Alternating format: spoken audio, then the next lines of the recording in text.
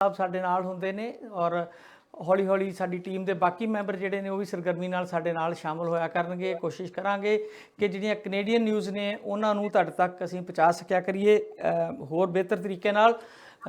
ਸਾਡੇ ਨਾਲ ਰਣਵੀਰ ਸ਼ਾਰਦਾ ਹਰੀ ਜੁੜਿਆ ਕਰਨਗੇ ਔਰ ਨਾਲ ਦੀ ਨਾਲ ਨਿਰਮਲ ਢੀਂਡਸਾ ਸਾਡੇ ਨਾਲ ਨੇ, ਹਮੇਸ਼ਾ ਹੁੰਦੇ ਔਰ ਉਹਨਾਂ ਨਾਲ ਵੀ ਗੱਲਬਾਤ ਕਰਾਂਗੇ ਅਗਲੇ ਪ੍ਰੋਗਰਾਮਾਂ ਦੇ ਵਿੱਚ। ਅੱਜ ਮੈਂ ਤੇ ਪ੍ਰੋਫੈਸਰ ਕਾਲੋਂ ਤੁਹਾਡੇ ਨਾਲ ਗੱਲਬਾਤ ਕਰਨ ਲਈ ਹੋਏ ਹਾਜ਼ਰ। ਸਭ ਤੋਂ ਪਹਿਲਾਂ ਪ੍ਰੋਫੈਸਰ ਸਾਹਿਬ ਤੁਹਾਡਾ ਕਰਦੇ ਹਾਂ ਜੀ ਸਵਾਗਤ। ਬਹੁਤ ਮਿਹਰਬਾਨੀ ਗਿੱਲ ਸਾਹਿਬ। ਪ੍ਰੋਫੈਸਰ ਸਾਹਿਬ, ਸਭ ਤੋਂ ਪਹਿਲਾਂ ਤਾਂ ਇਹ ਕਿ ਕਰੋਨਾ ਮਹਾਮਾਰੀ ਦੀ ਗੱਲ ਆਪਾਂ ਜੇ ਕਰੀਏ ਤੇ ਕਾਫੀ ਜ਼ਿਆਦਾ ਕੰਟਰੋਲ ਆਪਾਂ ਇਹਨਾਂ ਵੈਸਟਰਨ ਕੰਟਰੀ 'ਚ ਤੇ ਕਾਫੀ ਜ਼ਿਆਦਾ ਕੰਟਰੋਲ ਹੋ ਗਿਆ ਔਰ ਕੈਨੇਡਾ ਵਿੱਚ ਵੀ 40% ਲੋਕਾਂ ਨੂੰ ਘੱਟੋ ਘੱਟ ਇੱਕ ਡੋਜ਼ ਜਿਹੜੀ ਆ ਫਸਟ ਡੋਜ਼ ਉਹਦੀ ਵੈਕਸੀਨ ਦੀ ਮਿਲ ਗਈ ਆ।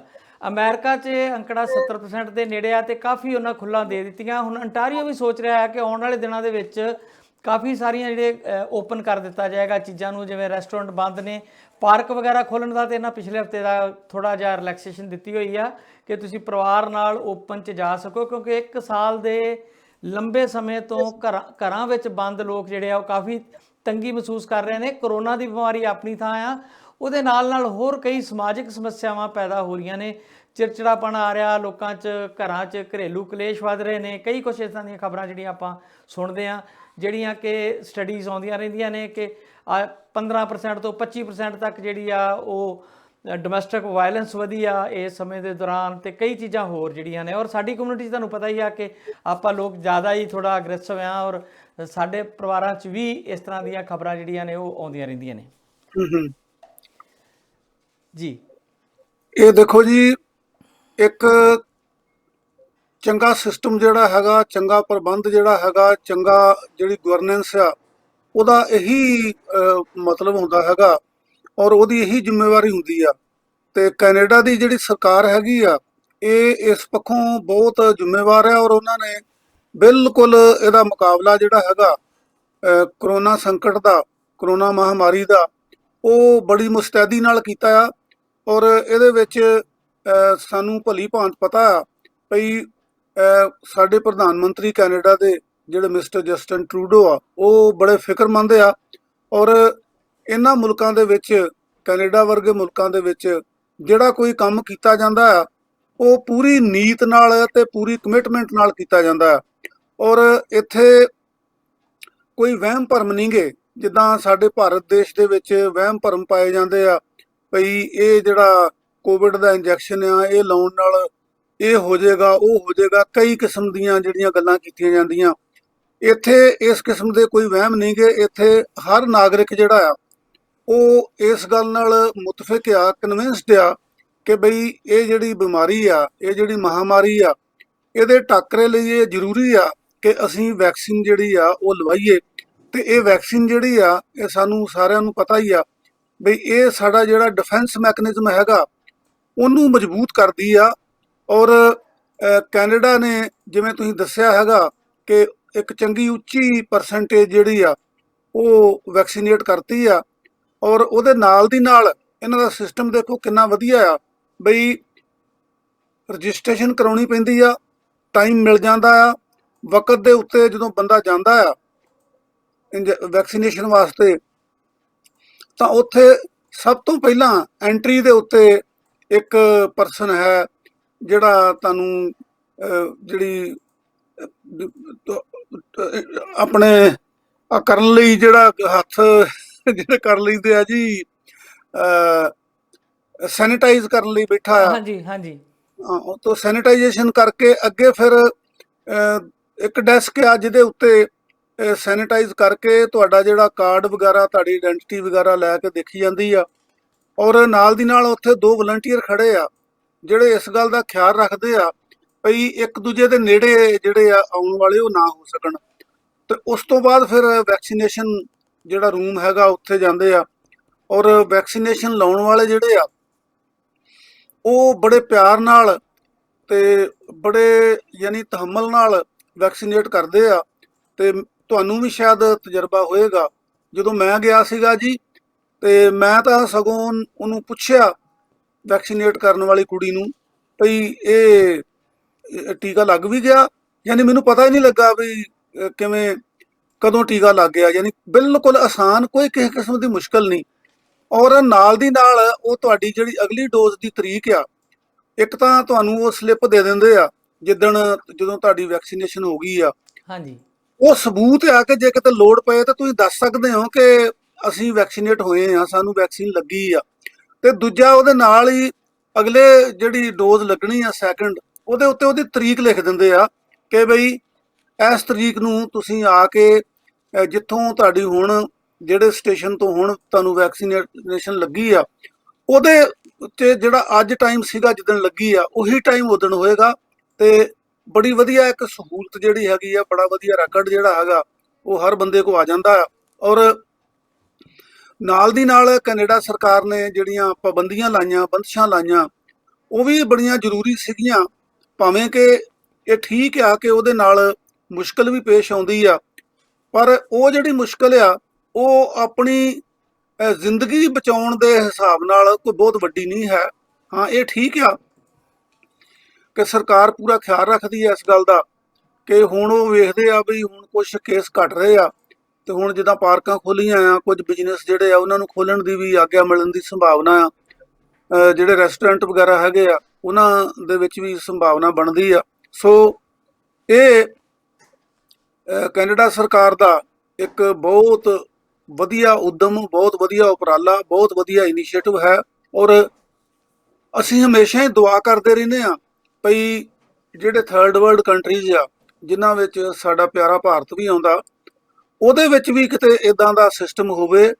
ਉੱਥੇ ਬੜੀ ਗਿੱਲ ਸਾਹਿਬ ਕਈ ਵਾਰੀ ਨਮੋਸ਼ੀ ਵੀ ਹੁੰਦੀ ਆ ਬਈ BBC ਲੰਡਨ ਤੋਂ ਖਬਰ ਜਿਹੜੀ ਆ ਉਹ ਪ੍ਰਸਾਰਿਤ ਹੋਈ ਭਈ ਇੱਕ ਜਿਹੜੀ ਸਾਧਵੀ ਆ ਇੰਡੀਆ ਦੀ, ਉਹ ਕਹਿੰਦੀ ਆ ਵੀ ਜਿਹੜਾ ਗਊ ਮੂਤਰ ਆ ਇਹ ਕੋਵਿਡ ਦੀ ਸਭ ਤੋਂ ਵਧੀਆ ਦਵਾਈ ਆ, ਔਰ ਸਰਟੀਫਿਕੇਸ਼ਨ ਲਈ ਉਹ ਆਪਣਾ ਹਵਾਲਾ ਦਿੰਦੀ ਆ ਵੀ ਮੈਂ ਤੇ ਆਖੇ ਇਹ ਪੀ ਰਹੀ ਆ ਤੇ ਲੋਕੀ ਵੀ ਪੀਣ। ਸੋ ਇਹ ਕੈਨੇਡਾ ਦਾ ਬੜਾ ਐਪਰੀਸ਼ੀਏਬਲ ਕਦਮ ਆ ਜੀ। ਦੂਜੇ ਪਾਸੇ ਅੰਟਾਰੀਓ 'ਚ ਜਿਸ ਤਰੀਕੇ ਨਾਲ ਸਰਕਾਰ ਨੇ ਕੋਈ ਪਾਬੰਦੀਆਂ ਲਾਈਆਂ ਸੀ ਕਾਲੋ ਸਾਹਿਬ, ਉਹਦੇ ਨਾਲ ਕਾਫੀ ਜ਼ਿਆਦਾ ਕੰਟਰੋਲ ਹੋਇਆ ਦਿਖ ਰਿਹਾ। ਜਿਹਦਾ ਸਾਡਾ ਅੰਕੜਾ ਸੀ 4800 ਪੋਜ਼ਿਟਿਵ ਪੇਸ਼ੈਂਟ ਪਰ ਡੇ ਆਉਣ ਲੱਗ ਗਿਆ ਸੀ, ਜਿਹੜਾ ਘਟ ਕੇ ਹੁਣ ਲੋਐਸਟ ਜਿਹੜਾ ਆ ਹੋ ਗਿਆ, ਜਿਹੜਾ ਪਿਛਲੇ 24 ਘੰਟਿਆਂ 'ਚ ਸਿਰਫ 1616 ਕੇਸ ਜਿਹੜੇ ਉਹ ਆਏ ਆ। ਸੋ ਇਹ ਕਾਫੀ ਜ਼ਿਆਦਾ ਜਿਹੜਾ ਕੰਟਰੋਲ ਇੱਥੇ ਹੋਇਆ, ਤੇ 17 ਡੈਥ ਜਿਹੜੀਆਂ ਨੇ ਉਹ ਰਿਕਾਰਡ ਕੀਤੀਆਂ ਗਈਆਂ ਨੇ। ਜਿਹੜੇ ਟੋਟਲ ਕੇਸ ਜਿਹੜੇ ਨੇ ਜੀ ਉਹ ਟੋਰਾਂਟੋ 'ਚ 472 ਨੇ, 360 ਟੋਟਲ ਪੀਲ ਰੀਜਨ 'ਚੋਂ ਆਏ, ਤੇ 116 ਯਾਰਕ ਰੀਜਨ 'ਚੋਂ ਆਏ ਆ, 114 ਹੈਮਿਲਟਨ ਤੇ 102 ਡਰਮ ਰੀਜਨ 'ਚੋਂ ਜਿਹੜੇ ਕੇਸ ਆਏ ਆ। ਮਤਲਬ ਕਾਫੀ ਸੈਟਿਸਫੈਕਟਰੀ ਆ। ਜਿਹੜੇ ਸਾਡੇ ਚੀਫ ਡਾਕਟਰ ਨੇ ਉਹ ਕਹਿੰਦੇ ਨੇ ਕਿ ਆਉਣ ਵਾਲੇ ਦਿਨਾਂ 'ਚ ਅਸੀਂ ਕਾਫੀ ਕੁਝ ਖੋਲ੍ਹਣ ਲਈ ਜਿਹੜੀ ਆ ਉਹ ਤਿਆਰੀ ਜਿਹੜੀ ਆ ਉਹ ਕਰ ਰਹੇ ਆ। ਸੋ ਕਾਫੀ ਅੱਛਾ ਹੈ। ਤੇ ਜੇ ਇਹਦੇ ਨਾਲ ਕੰਪੇਅਰ ਕਰੀਏ ਛੋਟੀ ਜਿਹੀ ਸਟੇਟ ਪੰਜਾਬ ਨੂੰ, ਤੇ ਪੰਜਾਬ ਦੇ ਵਿੱਚ ਅਜੇ ਵੀ ਕਹਿਰ ਉਸ ਤਰ੍ਹਾਂ ਹੀ ਚੱਲ ਰਿਹਾ ਹੈ। ਪੂਰੇ ਭਾਰਤ ਦੀ ਤਾਂ ਗੱਲ ਅਜੇ ਛੱਡ ਦਿਓ, 7143 ਪੋਜ਼ਿਟਿਵ ਕੇਸ ਉੱਥੇ ਆਏ ਆ। ਜੇ ਟੈਸਟਿੰਗ ਵੀ ਉੱਥੇ ਪ੍ਰੋਪਰ ਨਹੀਂ ਹੁੰਦੀ, ਤੇ ਇਕੱਲੇ ਪੰਜਾਬ ਵਿੱਚ 231 ਜਾਨਾਂ ਜਿਹੜੀਆਂ ਪਿਛਲੇ 24 ਘੰਟਿਆਂ ਚਲੀ ਗਈਆਂ, ਤੇ ਇਹਨਾਂ ਵਿੱਚ ਸਭ ਤੋਂ ਵੱਧ ਮੌਤਾਂ ਬਠਿੰਡੇ ਜ਼ਿਲ੍ਹੇ 'ਚ ਹੋਈਆਂ ਨੇ। ਹਾਲਾਂ ਜਿਹੜਾ ਉਹ ਬਠਿੰਡਾ ਜ਼ਿਲ੍ਹਾ ਨੂੰ VIP ਜ਼ਿਲ੍ਹਾ ਹੁਣ ਕਿਹਾ ਜਾਂਦਾ ਹੈ ਕਿ ਜਿੱਥੇ ਸਾਰਾ ਕੁਝ ਫੈਸਿਲਿਟੀਜ਼ ਜਿਹੜੀਆਂ ਨੇ ਉਹ ਬਾਦਲਾਂ ਨੇ ਪਿਛਲੇ 10 ਸਾਲ ਦੇ ਸਰਕਾਰ ਵੇਲੇ ਪਹੁੰਚਾਈਆਂ, ਭਾਵੇਂ ਉਹ ਏਮਸ ਸੀਗਾ ਜਾਂ ਹੋਰ ਇਸ ਤਰ੍ਹਾਂ ਦੇ ਅਦਾਰੇ ਸੀਗੇ ਜਿਹੜੇ ਪੰਜਾਬ ਦੇ ਬਾਕੀ ਹਿੱਸਿਆਂ 'ਚ ਵੰਡ ਕੇ ਲੱਗਣੇ ਸੀ, ਉਹ ਸਾਰੇ ਖੋ ਕੇ ਬਠਿੰਡੇ ਹੀ ਉਹਨਾਂ ਲਾਏ। ਤੇ ਉਹਦੇ ਬਾਵਜੂਦ ਵੀ ਬਠਿੰਡੇ 'ਚ ਵੀ ਜਿਹੜੀਆਂ ਮੌਤਾਂ ਤੇ ਕੰਟਰੋਲ ਉਹ ਨਹੀਂ ਕਰ ਪਾ ਰਹੇ। ਉਹਦਾ ਕਾਰਨ ਗਿੱਲ ਸਾਹਿਬ ਇਹ ਆ, ਮੈਂ ਪਹਿਲਾਂ ਗੱਲ ਕੀਤੀ ਸੀਗੀ ਜਦੋਂ ਅਸੀਂ ਕੈਨੇਡਾ ਦੇ ਸਿਸਟਮ ਦੀ, ਸਰਕਾਰ ਦੀ ਤਾਰੀਫ ਕੀਤੀ ਸੀਗੀ ਕਿ ਨੀਤ ਵੀ ਹੋਣੀ ਚਾਹੀਦੀ ਆ, ਤੁਹਾਡੀ ਕਮਿਟਮੈਂਟ ਵੀ ਹੋਣੀ ਚਾਹੀਦੀ ਆ, ਤੁਹਾਡੀਆਂ ਤਰਜੀਹਾਂ ਵੀ ਹੋਣੀਆਂ ਚਾਹੀਦੀਆਂ ਕਿ ਤੁਹਾਡੀ ਪ੍ਰਾਇੋਰਟੀ ਜਿਹੜੀ ਆ, ਤੁਹਾਡੀ ਤਰਜੀਹ ਜਿਹੜੀ ਆ ਉਹ ਕਿਹੜੀ ਗੱਲ ਤੇ ਆ। ਜਦੋਂ ਕੋਵਿਡ ਵਰਗੀ ਮਹਾਮਾਰੀ ਚੱਲ ਰਹੀ ਆ ਤਾਂ ਇਹਦੇ ਕੰਟਰੋਲ ਦੀ ਜਿਹੜੀ ਤਰਜੀਹ ਆ, ਪਹਿਲ, ਪ੍ਰਾਇੋਰਟੀ ਉਹ ਹੋਣੀ ਚਾਹੀਦੀ ਆ। ਤੇ ਸਾਡੀਆਂ ਤੁਸੀਂ ਜਾਣਦੇ ਹੀ ਹੋ ਕਿ ਉੱਥੇ ਜਿਹੜੀਆਂ ਤਰਜੀਹਾਂ ਆ ਉਹ ਕਿਤੇ ਚੋਣਾਂ ਦੀਆਂ ਆ, ਕਿਤੇ ਆਪਣਾ ਦਬਦਬਾ ਬਣਾਉਣ ਦੀਆਂ ਆ, ਕਿਤੇ ਇੱਕ ਦੂਜੇ ਕੋਲ ਬਦਲਾ ਲੈਣ ਦੀਆਂ ਆ, ਕਿਤੇ ਸਰਕਾਰਾਂ ਜਿਹੜੀਆਂ ਉਹ ਜਿਹੜੇ ਵੱਡੇ ਨਵਾਬ ਹੈਗੇ ਆ ਉਹ ਛੋਟੇ ਜਿਹੜੇ ਸੂਬੇਦਾਰ ਆ, ਆਪਣੇ ਸੂਬੇਦਾਰ ਉਹਨਾਂ ਦੇ ਥਾਪੇ ਹੋਏ ਜਾਂ ਕਹਿ ਲਓ MLA ਚੁਣੇ ਹੋਏ ਆ, ਉਹਨਾਂ ਨੂੰ ਦਬਕੇ ਮਾਰ ਰਹੇ ਆ। ਸੋ ਇਸ ਕਰਕੇ ਜਦੋਂ ਤਰਜੀਹ ਜਿਹੜੀ ਆ ਉਹ ਕੋਈ ਹੋਰ ਆ, ਤਰਜੀਹ ਜਦੋਂ ਹੋਣੀ ਚਾਹੀਦੀ ਹੈ ਜਿਹੜੀ ਕਿ ਮਹਾਮਾਰੀ ਦਾ ਟਾਕਰਾ ਕਿਵੇਂ ਕਰੀਏ, ਉਹਦੀ ਬਜਾਏ ਜੇ ਕੋਈ ਤਰਜੀਹ ਹੋ ਰਿਹਾ, ਕੋਈ ਰਾਜਸੀ ਲਾਭ ਲੈਣ ਦੀ ਆ, ਤਾਂ ਕੁਦਰਤੀ ਤੌਰ ਤੇ ਗਿੱਲ ਸਾਹਿਬ ਫਿਰ ਉਹਦੇ ਨੁਕਸਾਨ ਹੀ ਹੁੰਦੇ ਆ ਜੀ। ਜੀ ਸਾਬਕਾ ਅਕਾਲ ਤਖਤ ਦੇ ਜਿਹੜੇ ਜਥੇਦਾਰ ਸੀ ਜੀ, ਗਿਆਨੀ ਜੋਗਿੰਦਰ ਸਿੰਘ ਵਦਾਤੀ ਰੀ, ਉਹਨਾਂ ਦਾ ਡੈਥ ਹੋ ਗਈ ਸੀ ਪਿਛਲੇ ਦਿਨੀ, ਤੇ ਉਹਨਾਂ ਦਾ ਸੰਸਕਾਰ ਹੋਇਆ ਜੀ। ਉਹਨਾਂ ਦੇ ਧੀ ਜਵਾਈ ਨੇ ਨਿਭਾਈ ਰਸਮ। ਵੈਸੇ ਵਦਾਤੀ ਰੀ ਵੀ ਆਪਣੇ ਸਮੇਂ ਦੌਰਾਨ, ਵੈਸੇ ਕੋਈ ਵੀ ਜਥੇਦਾਰ ਬਣ ਜੇ ਜੀ, ਹੁਣ ਤਾਂ ਹਾਲਾਤ ਇਹ ਬਣੇ ਆ ਵੀ ਅਕਾਲ ਤਖਤ ਦਾ ਜਥੇਦਾਰ ਮੈਨੂੰ ਨਹੀਂ ਲੱਗਦਾ ਕਿ ਕੋਈ ਨਿਰਪੱਖ ਇਸ ਤਰ੍ਹਾਂ ਦੀ ਕੋਈ ਗੱਲ ਕਰਕੇ ਬਣਦਾ ਹੋਵੇ। ਪਰ ਵਦਾਂਤੀ ਰੀ ਕਿਉਂਕਿ ਕਾਫੀ ਉਹਨਾਂ ਦੇ ਨਾਂ ਨਾਲ ਵਦਾਂਤੀ ਜੁੜਿਆ, ਕਹਿੰਦੇ ਉਹਨਾਂ ਵੇਦ ਪੜ੍ਹੇ ਹੋਏ ਆ, ਕਾਫੀ ਉਹਨਾਂ ਨੂੰ ਨੌਲੇਜ ਸੀਗੀ। ਤੇ ਹੋਣ ਵਾਲੇ ਜਥੇਦਾਰ ਵੀ PhD ਕਹਿੰਦੇ ਕਰ ਰਹੇ ਸੀਗੇ, ਵਿੱਚੇ ਛੱਡ ਕੇ ਆਏ ਨੇ। ਪੜ੍ਹੇ ਲਿਖੇ ਲੋਕ ਆ ਕੇ ਵੀ ਉੱਥੇ ਜਿਹੜਾ ਚਾਪਲੂਸੀ ਤੇ ਜੀ ਹਜ਼ੂਰੀ ਵਾਲਾ ਕਲਚਰ ਬਣ ਗਿਆ ਵਾ। ਤੇ ਜਿੰਨੀ ਵੱਡੀ ਪਦਵੀ ਅਕਾਲ ਤਖਤ ਦੇ ਜਥੇਦਾਰ ਦੀ ਆ, ਉਹਦੇ ਬਰਾਬਰ ਦਾ ਕੋਈ ਆਗੂ ਉੱਥੇ ਨਹੀਂ ਬੈਠ ਸਕਿਆ, ਔਰ ਦਿਨ ਬ ਦਿਨ ਹਾਲਾਤ ਖਰਾਬ ਹੁੰਦੇ ਗਏ। ਪਰ ਫਿਰ ਵੀ ਵਦਾਂਤੀ ਰੀ ਪੜ੍ਹੇ ਲਿਖੇ ਸੀ, ਸੋਬਰ ਸੀ, ਅੱਛੇ ਸੀ। ਉਹਨਾਂ ਦੀ ਜਿੱਦਾਂ ਮੈਂ ਪੜ੍ਹਾਈ ਲਿਖਾਈ ਦੀ ਗੱਲ ਕੀਤੀ, ਹਾਲਾਂ ਉਹਨਾਂ ਦੀ ਗੁਰੂ ਹਰਬਿਲਾਸ ਪਾਤਸ਼ਾਹੀ 6ਵੀਂ ਨੂੰ ਸੰਪਾਦਨ ਕਰਨ 'ਚ ਉਹਨਾਂ ਦਾ ਕਾਫੀ ਚਰਚਾ ਸੀ ਕਿ ਉਹਨਾਂ ਨੇ ਕੁਝ ਇੱਕ ਗਲਤ ਉੱਚ ਗਲਤੀਆਂ ਉਕਾਈਆਂ ਕੀਤੀਆਂ ਨੇ। ਪਰ ਫਿਰ ਵੀ ਪੜ੍ਹੇ ਲਿਖੇ ਲੋਕਾਂ ਦਾ ਇਹੋ ਜਿਹੀਆਂ ਜਿਹੜੀਆਂ ਸੰਸਥਾਵਾਂ ਉਹਨਾਂ ਦੇ ਵਿੱਚ ਆ ਕੇ ਬੈਠਣਾ ਜਿਹੜਾ ਆ, ਉਹ ਕਿਤੇ ਨਾ ਕਿਤੇ ਗਲਤੀ ਵੀ ਕਰੇਗਾ ਤੇ ਕੋਈ ਐਡੀ ਬੱਜਰ ਗਲਤੀ ਨਹੀਂ ਕਰੂਗਾ ਜਿੱਦਾਂ ਦੀ ਗਲਤੀ ਪਿਛਲੇ ਜਥੇਦਾਰ ਕਰਦੇ ਰਹੇ ਜੀ।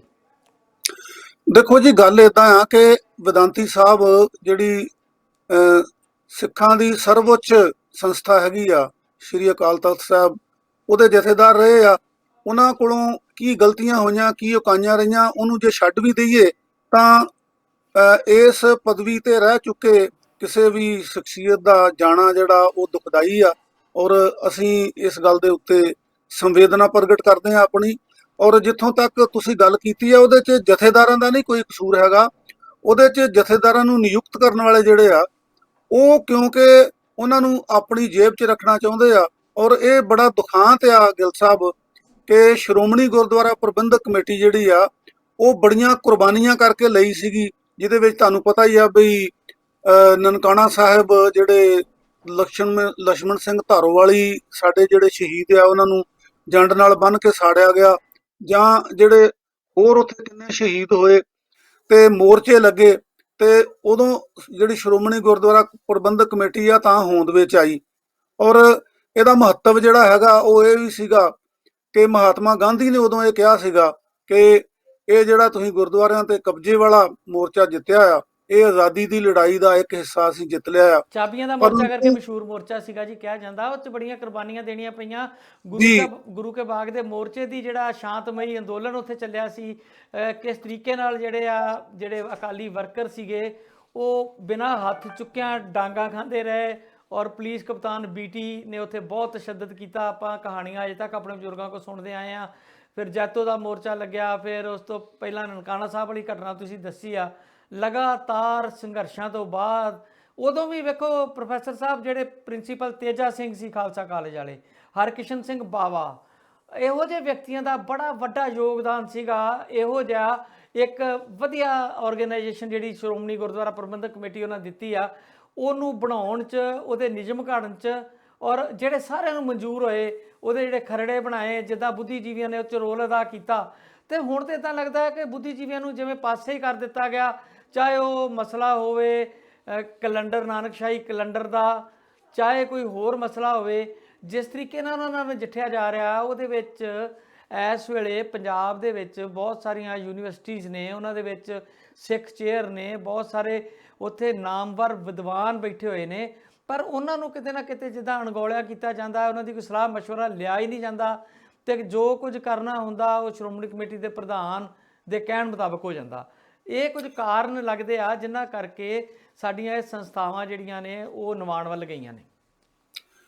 ਇਹਦਾ ਮੁੱਖ ਕਾਰਨ ਇਹੀ ਹੈ ਜੀ, ਜਿਵੇਂ ਤੁਸੀਂ ਦੱਸਿਆ ਹੈਗਾ ਕਿ ਇੰਨੀਆਂ ਕੁਰਬਾਨੀਆਂ ਕਰਕੇ ਸਥਾਪਿਤ ਕੀਤੀਆਂ ਗਈਆਂ ਸੰਸਥਾਵਾਂ ਜਿਹੜੀਆਂ ਆ, ਉਹਨਾਂ ਦਾ ਰਾਜਨੀਤੀਕਰਨ ਹੋ ਗਿਆ, ਉਹ ਪੋਲੀਟੀਕਲਾਈਜੇਸ਼ਨ ਹੋ ਗਈ। ਔਰ ਉਹਦੇ 'ਚ ਪਿਛਲੇ ਸਮੇਂ ਤੋਂ ਸ਼੍ਰੋਮਣੀ ਅਕਾਲੀ ਦਲ, ਸ਼੍ਰੋਮਣੀ ਗੁਰਦੁਆਰਾ ਪ੍ਰਬੰਧਕ ਕਮੇਟੀ, ਅਕਾਲ ਤਖਤ ਸਾਹਿਬ ਦੇ ਜਥੇਦਾਰ, ਇਹ ਸਾਰੇ ਦੇ ਸਾਰੇ ਜਿਹੜੇ ਜੀ ਆ ਉਹ ਇੱਕ ਪਰਿਵਾਰ ਕੋ ਚਲੇ ਗਏ। ਤੇ ਇੱਕ ਪਰਿਵਾਰ ਕੋ ਜਾਣ ਦਾ ਨਤੀਜਾ ਇਹ ਨਿਕਲਿਆ ਕਿ ਇਹਨਾਂ ਸੰਸਥਾਵਾਂ ਦਾ ਜਿਹੜਾ ਵਕਾਰ ਸੀਗਾ, ਉਹਨਾਂ ਵਕਾਰੀ ਸੰਸਥਾਵਾਂ ਦੇ ਵਿੱਚ ਉਸ ਵਕਾਰ ਦੇ ਪੱਧਰ ਦੇ ਵਿਅਕਤੀ ਜਿਹੜੇ ਆ ਉਹ ਨਹੀਂ ਉੱਥੇ ਜਾ ਸਕੇ, ਉਹਨਾਂ ਨੂੰ ਮੌਕਾ ਨਹੀਂ ਮਿਲ ਸਕਿਆ। ਔਰ ਉਹਦੇ ਕਰਕੇ ਸੰਸਥਾਵਾਂ ਦਾ ਕਸੂਰ ਨਹੀਂ ਹੈ, ਉਹਨਾਂ ਨੂੰ ਰਾਜਨੀਤੀ ਕਰਨ ਵਾਲਾ ਜਿਹੜਾ ਉਹਨਾਂ ਦਾ ਸਿਲਸਿਲਾ ਹੈਗਾ ਉਹ ਕਸੂਰਵਾਰ ਆ ਜੀ। ਪ੍ਰੋਫੈਸਰ ਸਾਹਿਬ, ਜੇ ਮੈਂ ਭੁੱਲਦਾ ਨਹੀਂ ਤੇ ਜਿਹੜਾ ਨਾਨਕਸ਼ਾਹੀ ਕੈਲੰਡਰ ਵਾਲਾ ਲਾਗੂ ਕਰਨ ਦਾ ਸੀਗਾ ਸਮਾਂ, ਉਹ ਬੀਬੀ ਜਗੀਰ ਕੌਰ ਦੀ ਪਿਛਲੀ ਪ੍ਰਧਾਨਗੀ ਵੇਲੇ ਦਾ ਸਮਾਂ ਸੀਗਾ। ਮੈਨੂੰ ਲੱਗਦਾ ਹੈ ਕਿ ਉਦੋਂ ਨਾਨਕਸ਼ਾਹੀ ਕੈਲੰਡਰ ਲਾਗੂ ਕੀਤਾ ਗਿਆ ਸੀਗਾ। ਬਾਅਦ ਵਿੱਚ ਡੇਰਿਆਂ ਦਾ ਉਹ ਜਿਹੜੇ ਬਾਬੇ ਬਣੇ ਬੈਠੇ ਨੇ ਉਹਨਾਂ ਦਾ ਜਿਹੜਾ ਜ਼ੋਰ ਪਿਆ, ਪ੍ਰੈਸ਼ਰ ਪਿਆ, ਤੇ ਹੌਲੀ ਹੌਲੀ ਕਰਕੇ ਉਹਨੂੰ ਜਿਹੜਾ ਨਾਨਕਸ਼ਾਹੀ ਕੈਲੰਡਰ ਆ ਉਹਨੂੰ ਬੇਅਸਰ ਕਰ ਦਿੱਤਾ ਗਿਆ।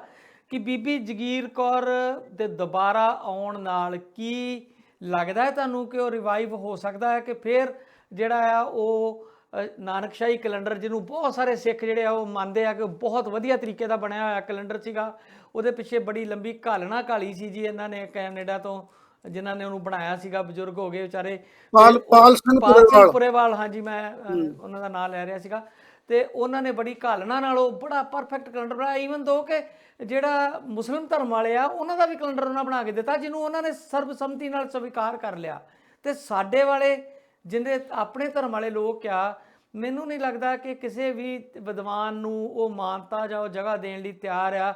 ਉੱਥੇ ਤਾਂ ਐਂ ਲੱਗਦਾ ਹੈ ਕਿ ਜਿਵੇਂ ਇੱਕ ਕੜਮੱਸ ਪਈ ਹੋਈ ਆ, ਤੇ ਜਿਹਦਾ ਜੀ ਕਰਦਾ ਉਹ ਜੋ ਮਰਜ਼ੀ ਬੋਲੀ ਜਾਵੇ, ਜੋ ਮਰਜ਼ੀ ਕਰੀ ਜਾਵੇ, ਤੇ ਜਿਹੜੇ ਸੂਝਵਾਨ ਲੋਕ ਨੇ ਉਹ ਵਿਚਾਰੇ ਚੁੱਪ ਕਰਕੇ ਕਿਨਾਰਾਕਸ਼ੀ ਕਰਕੇ ਬੈਠੇ ਹੋਏ ਆ।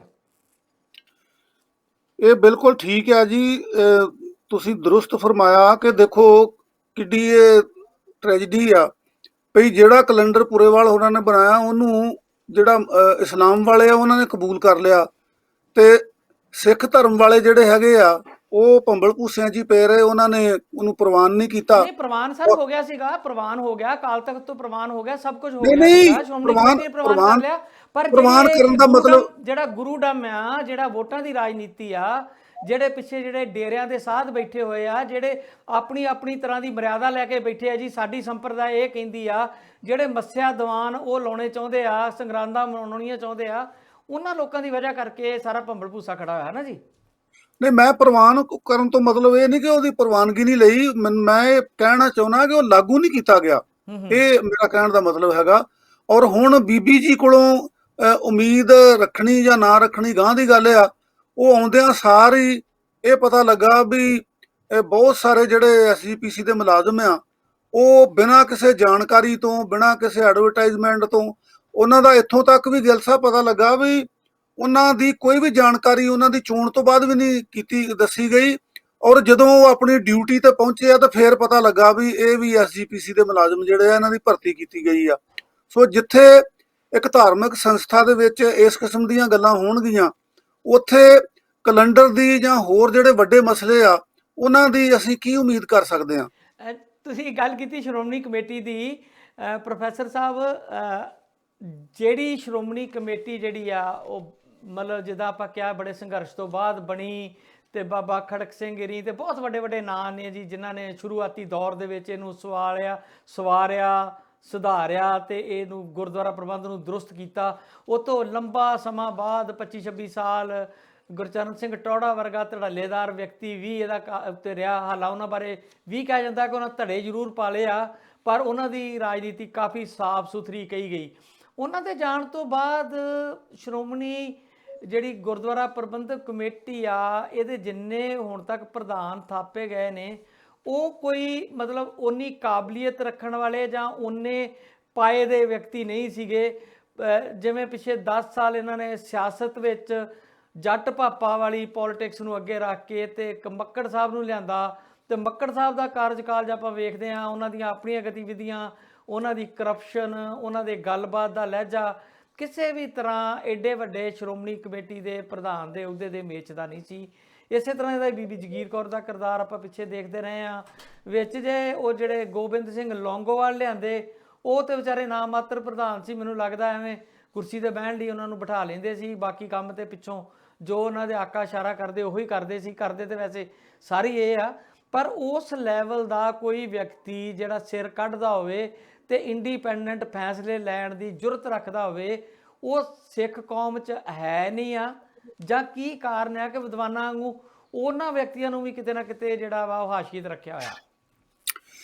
ਮੈਂ ਗਿੱਲ ਸਾਹਿਬ ਪਹਿਲਾਂ ਬੇਨਤੀ ਕੀਤੀ ਆ ਕਿ ਇਹਦਾ ਸਭ ਤੋਂ ਵੱਡਾ ਕਾਰਨ ਹੈਗਾ ਇਹਦਾ ਰਾਜਨੀਤੀਕਰਨ, ਹਾਂਜੀ। ਕਿ ਬਾਦਲ ਸਾਹਿਬ ਦੇ ਰਾਜ ਦੇ ਵਿੱਚ ਇਹ ਤਿੰਨ ਸੰਸਥਾਵਾਂ ਜਿਹੜੀਆਂ ਉਹ ਉਹਨਾਂ ਦੇ ਕੰਟਰੋਲ ਦੇ ਵਿੱਚ ਚਲੀਆਂ ਗਈਆਂ। ਸ਼੍ਰੋਮਣੀ ਅਕਾਲੀ ਦਲ ਦੇ ਨਾਲ ਉਹਨਾਂ ਨੇ ਬਾਦਲ ਲਾ ਲਿਆ, ਤੇ ਸ਼੍ਰੋਮਣੀ ਗੁਰਦੁਆਰਾ ਪ੍ਰਬੰਧਕ ਕਮੇਟੀ ਦੇ ਉੱਤੇ ਵੀ ਕਬਜ਼ਾ, ਤੇ ਅਕਾਲ ਤਖਤ ਸਾਹਿਬ ਦੇ ਉੱਤੇ ਵੀ ਆਪਣਾ ਜਿਹੜਾ ਮਨਮਰਜ਼ੀ ਦਾ ਵਿਅਕਤੀ ਹੈਗਾ ਉਹਨੂੰ ਜਥੇਦਾਰ ਥਾਪਣਾ।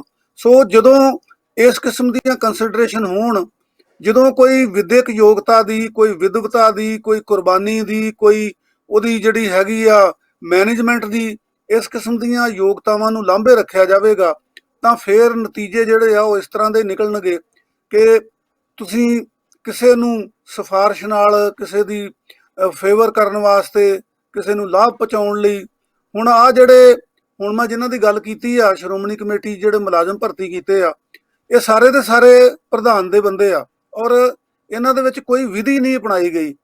ਤੇ ਹੁਣ ਤੁਸੀਂ ਦੱਸੋ ਵੀ ਉਹ ਜਦੋਂ ਕੰਮਕਾਰ ਕਰਨਗੇ ਤੇ ਉਹਨਾਂ ਤੋਂ ਤੁਸੀਂ ਕਿੰਨੀ ਕੁ ਐਫੀਸ਼ੀਐਂਸੀ ਦੀ ਉਮੀਦ ਰੱਖ ਸਕਦੇ ਹੋ, ਕਿੰਨੀ ਕੁ ਕੁਰਬਾਨੀ ਦੀ ਉਮੀਦ ਰੱਖ ਸਕਦੇ ਹੋ? ਜਿਹੜੇ ਆਏ ਹੀ ਗਲਤ ਤਰੀਕੇ ਨਾਲ ਆ, ਉਹ ਕੀ ਸਹੀ ਕੰਮ ਕਰਨਗੇ?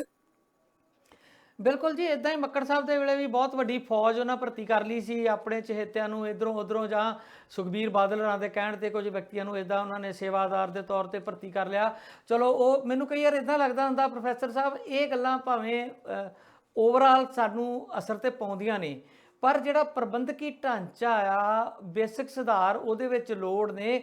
ਜਿਹੜੇ ਸ਼੍ਰੋਮਣੀ ਕਮੇਟੀ 'ਚ ਸੇਵਾਦਾਰ ਵਰਗੀ ਨੌਕਰੀ ਭਾਲਦੇ ਨੇ ਲੋਕ 8, 10, 15 ਹਜ਼ਾਰ ਦੀ, ਉਹ ਵਿਚਾਰੇ ਬਹੁਤ ਸਮਾਜ ਦੇ ਲੋਅਰ ਤਬਕੇ 'ਚੋਂ ਲੋਕ ਆਏ ਹੁੰਦੇ ਨੇ, ਜਿਹੜੇ ਸੱਚਮੁੱਚ ਹੀ ਨੀਡੀ ਹੁੰਦੇ ਨੇ, ਜਿਨ੍ਹਾਂ ਨੂੰ ਹੋਰ ਕਿਤੇ ਹੱਥ ਨਹੀਂ ਪੈਂਦਾ, ਤੇ ਫਿਰ ਉਹ ਗੁਰਦੁਆਰਿਆਂ ਵੱਲ ਝਾਕਦੇ ਨੇ ਤੇ ਆਪੋ ਆਪਣੇ ਜਿਹੜੇ ਸ਼੍ਰੋਮਣੀ ਕਮੇਟੀ ਮੈਂਬਰ ਨੇ, ਜਾਂ ਧਾਰਮਿਕ ਜਥੇਬੰਦੀਆਂ ਦੇ ਮੈਂਬਰ ਨੇ, ਜਾਂ MLA ਸਾਹਿਬਾਨ ਨੇ, ਉਹਨਾਂ ਦੇ ਕੋਲ ਅਪਰੋਚ ਕਰਦੇ ਨੇ, ਜੀ ਸਾਨੂੰ ਹੋਰ ਤਾਂ ਕਿਤੇ ਜੋਬ ਮਿਲਦੀ ਨਹੀਂ, ਗੁਰਦੁਆਰਾ ਪ੍ਰਬੰਧ ਜੀ ਕਿਤੇ ਜਗ੍ਹਾ ਦਵਾ ਦਿਓ।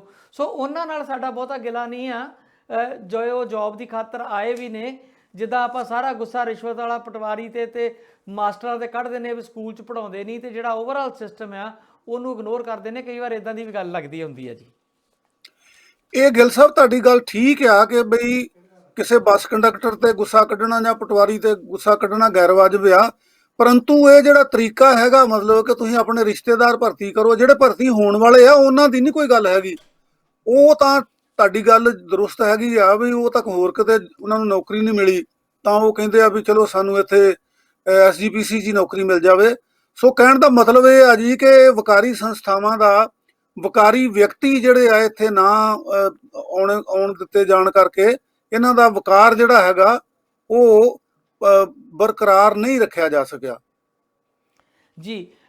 ਦੂਜੇ ਪਾਸੇ ਜੇ ਹੁਣ ਆਪਾਂ ਪੰਜਾਬ ਦੀ ਸਿਆਸਤ ਦੀ ਗੱਲ ਕਰੀਏ, ਚਲੋ ਧਾਰਮਿਕ ਸਿਆਸਤ ਆ, ਵੀ ਧਾਰਮਿਕ ਸਿਆਸਤ ਵੀ ਹੈ ਜੀ, ਨਾਲ ਦੀ ਨਾਲ ਸਾਡੀ ਸਿੱਖਾਂ ਦੀ ਧਾਰਮਿਕ ਸਿਆਸਤ ਵੀ ਬੜੀ ਵੱਡੀ ਆ। ਗੁਰਦੁਆਰਾ ਪ੍ਰਬੰਧ ਭਾਵੇਂ ਸ਼੍ਰੋਮਣੀ ਕਮੇਟੀ ਦਾ ਹੋਵੇ ਜਾਂ ਦਿੱਲੀ ਗੁਰਦੁਆਰਾ ਪ੍ਰਬੰਧਕ ਕਮੇਟੀ ਹੋਵੇ, ਚਾਹੇ ਨੰਦੇੜ ਸਾਹਿਬ ਵਾਲਾ ਬੋਰਡ ਹੋਵੇ, ਪਟਨਾ ਸਾਹਿਬ ਵਾਲਾ ਬੋਰਡ ਹੋਵੇ, ਜਾਂ ਵਿਦੇਸ਼ਾਂ 'ਚ ਚੱਲਦੇ ਇੰਡੀਵਿਜੂਅਲ ਗੁਰਦੁਆਰੇ ਵੀ ਹੋਣ, ਸਾਡਾ ਹਰ ਜਗ੍ਹਾ ਹੀ ਜਿਹੜਾ ਨਾ ਕਿਤੇ ਕਿਰਪਾਨਾਂ ਚੱਲਦੀਆਂ ਰਹਿੰਦੀਆਂ, ਤੇ ਧਾਰਮਿਕ ਰਾਜਨੀਤੀ ਜਿਹੜੀ ਆ ਉਹ ਦੂਜੀ ਰਾਜਨੀਤੀ ਵਰਗੀ ਹੁੰਦੀ ਜਾ ਰਹੀ ਆ, ਜਿਹੜੀ ਇੱਕ ਦੁਖਦਾਈ ਖਬਰ ਆ।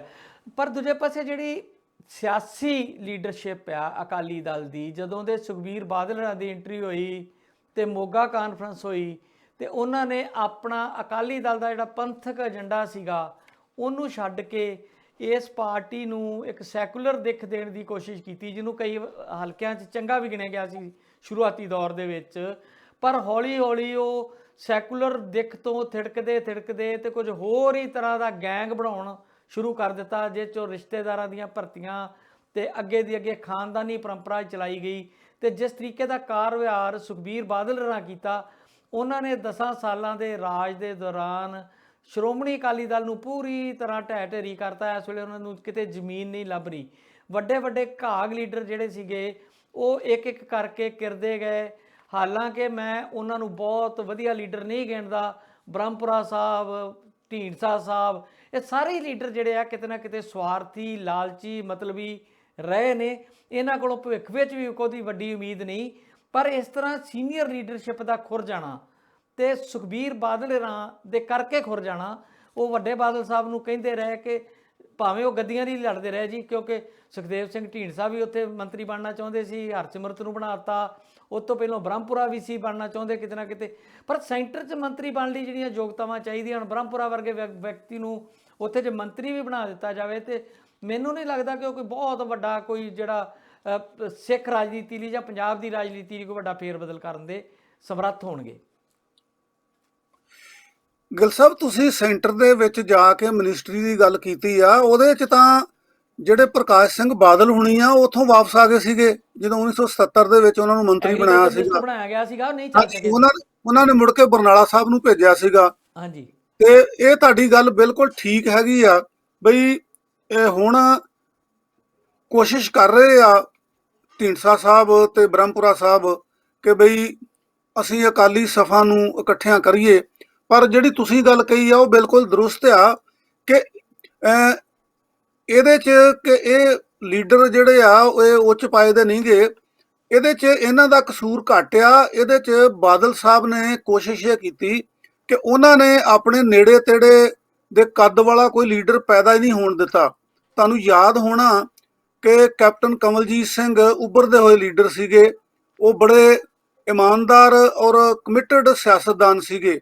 ਉਹ ਪੈਪਸੂ ਦੇ ਵਿੱਚ ਮੰਤਰੀ ਰਹੇ, ਸਰਦਾਰ ਦਾਰਾ ਸਿੰਘ ਦੇ ਪੁੱਤਰ ਸੀਗੇ, ਜਿਨ੍ਹਾਂ ਨੇ ਜਿਹੜੀਆਂ ਜ਼ਮੀਨਾਂ ਮੁਜ਼ਾਹਰਿਆਂ ਨੂੰ ਮਿਲੀਆਂ ਸੀਗੀਆਂ ਉਹਨਾਂ ਨੂੰ ਦਿਵਾਉਣ ਦੇ ਵਿੱਚ ਬੜਾ ਵੱਡਾ ਰੋਲ ਅਦਾ ਕੀਤਾ ਸੀਗਾ।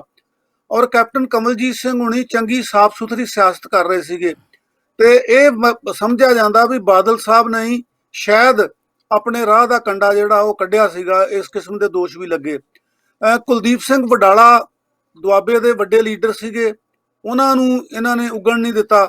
ਔਰ ਜਿਹੜੇ ਇਹ ਲੀਡਰਾਂ ਦੇ ਤੁਸੀਂ ਨਾਂ ਲਏ ਹੈਗੇ ਆ, ਰਣਜੀਤ ਸਿੰਘ ਬ੍ਰਹਮਪੁਰਾ ਔਰ ਸੁਖਦੇਵ ਸਿੰਘ ਢੀਂਡਸਾ, ਨਾਲ ਹੀ ਇਹਨਾਂ ਦੇ ਬਲਵਿੰਦਰ ਸਿੰਘ ਭੂੰਦੜ ਆ, ਇਹਨਾਂ ਨੂੰ ਕੋਸ਼ਿਸ਼ ਕੀਤੀ ਵੀ ਇਹ ਸੈਂਟਰ 'ਚ ਹੀ ਰਹਿਣ, ਇਹ ਪੰਜਾਬ ਦੇ ਵਿੱਚ ਆਉਣ ਹੀ ਨਾ। ਸੈਂਟਰ ਦੇ ਵਿੱਚ ਰਹਿਣ ਦਾ ਮਤਲਬ ਇਹ ਆ ਕਿ ਜਿੱਦਾਂ ਕਿਸੇ ਫੀਲਡ ਦੇ ਅਫਸਰ ਨੂੰ ਤੁਸੀਂ ਸੈਕਟਰੀਏਟ ਦੇ ਵਿੱਚ ਭੇਜ ਦਿਓ ਤੇ ਉਹਦੀ ਕੋਈ ਵੁਕਤ ਉੱਥੇ ਨਹੀਂ ਰਹਿੰਦੀ। ਇਸ ਕਰਕੇ ਹੁਣ ਜਿਹੜਾ ਅਕਾਲੀ ਦਲ ਦਾ ਦੁਖਾਂਤ ਆ, ਉਹਦੇ ਲਈ ਮੇਰਾ ਖਿਆਲ ਇਹ ਆ ਵੀ ਨਿੱਜੀ ਲੀਡਰਾਂ ਤੋਂ ਬਿਨਾਂ ਜਿਹੜੇ ਸਥਾਪਿਤ ਨਹੀਂ ਹੋ ਸਕੇ।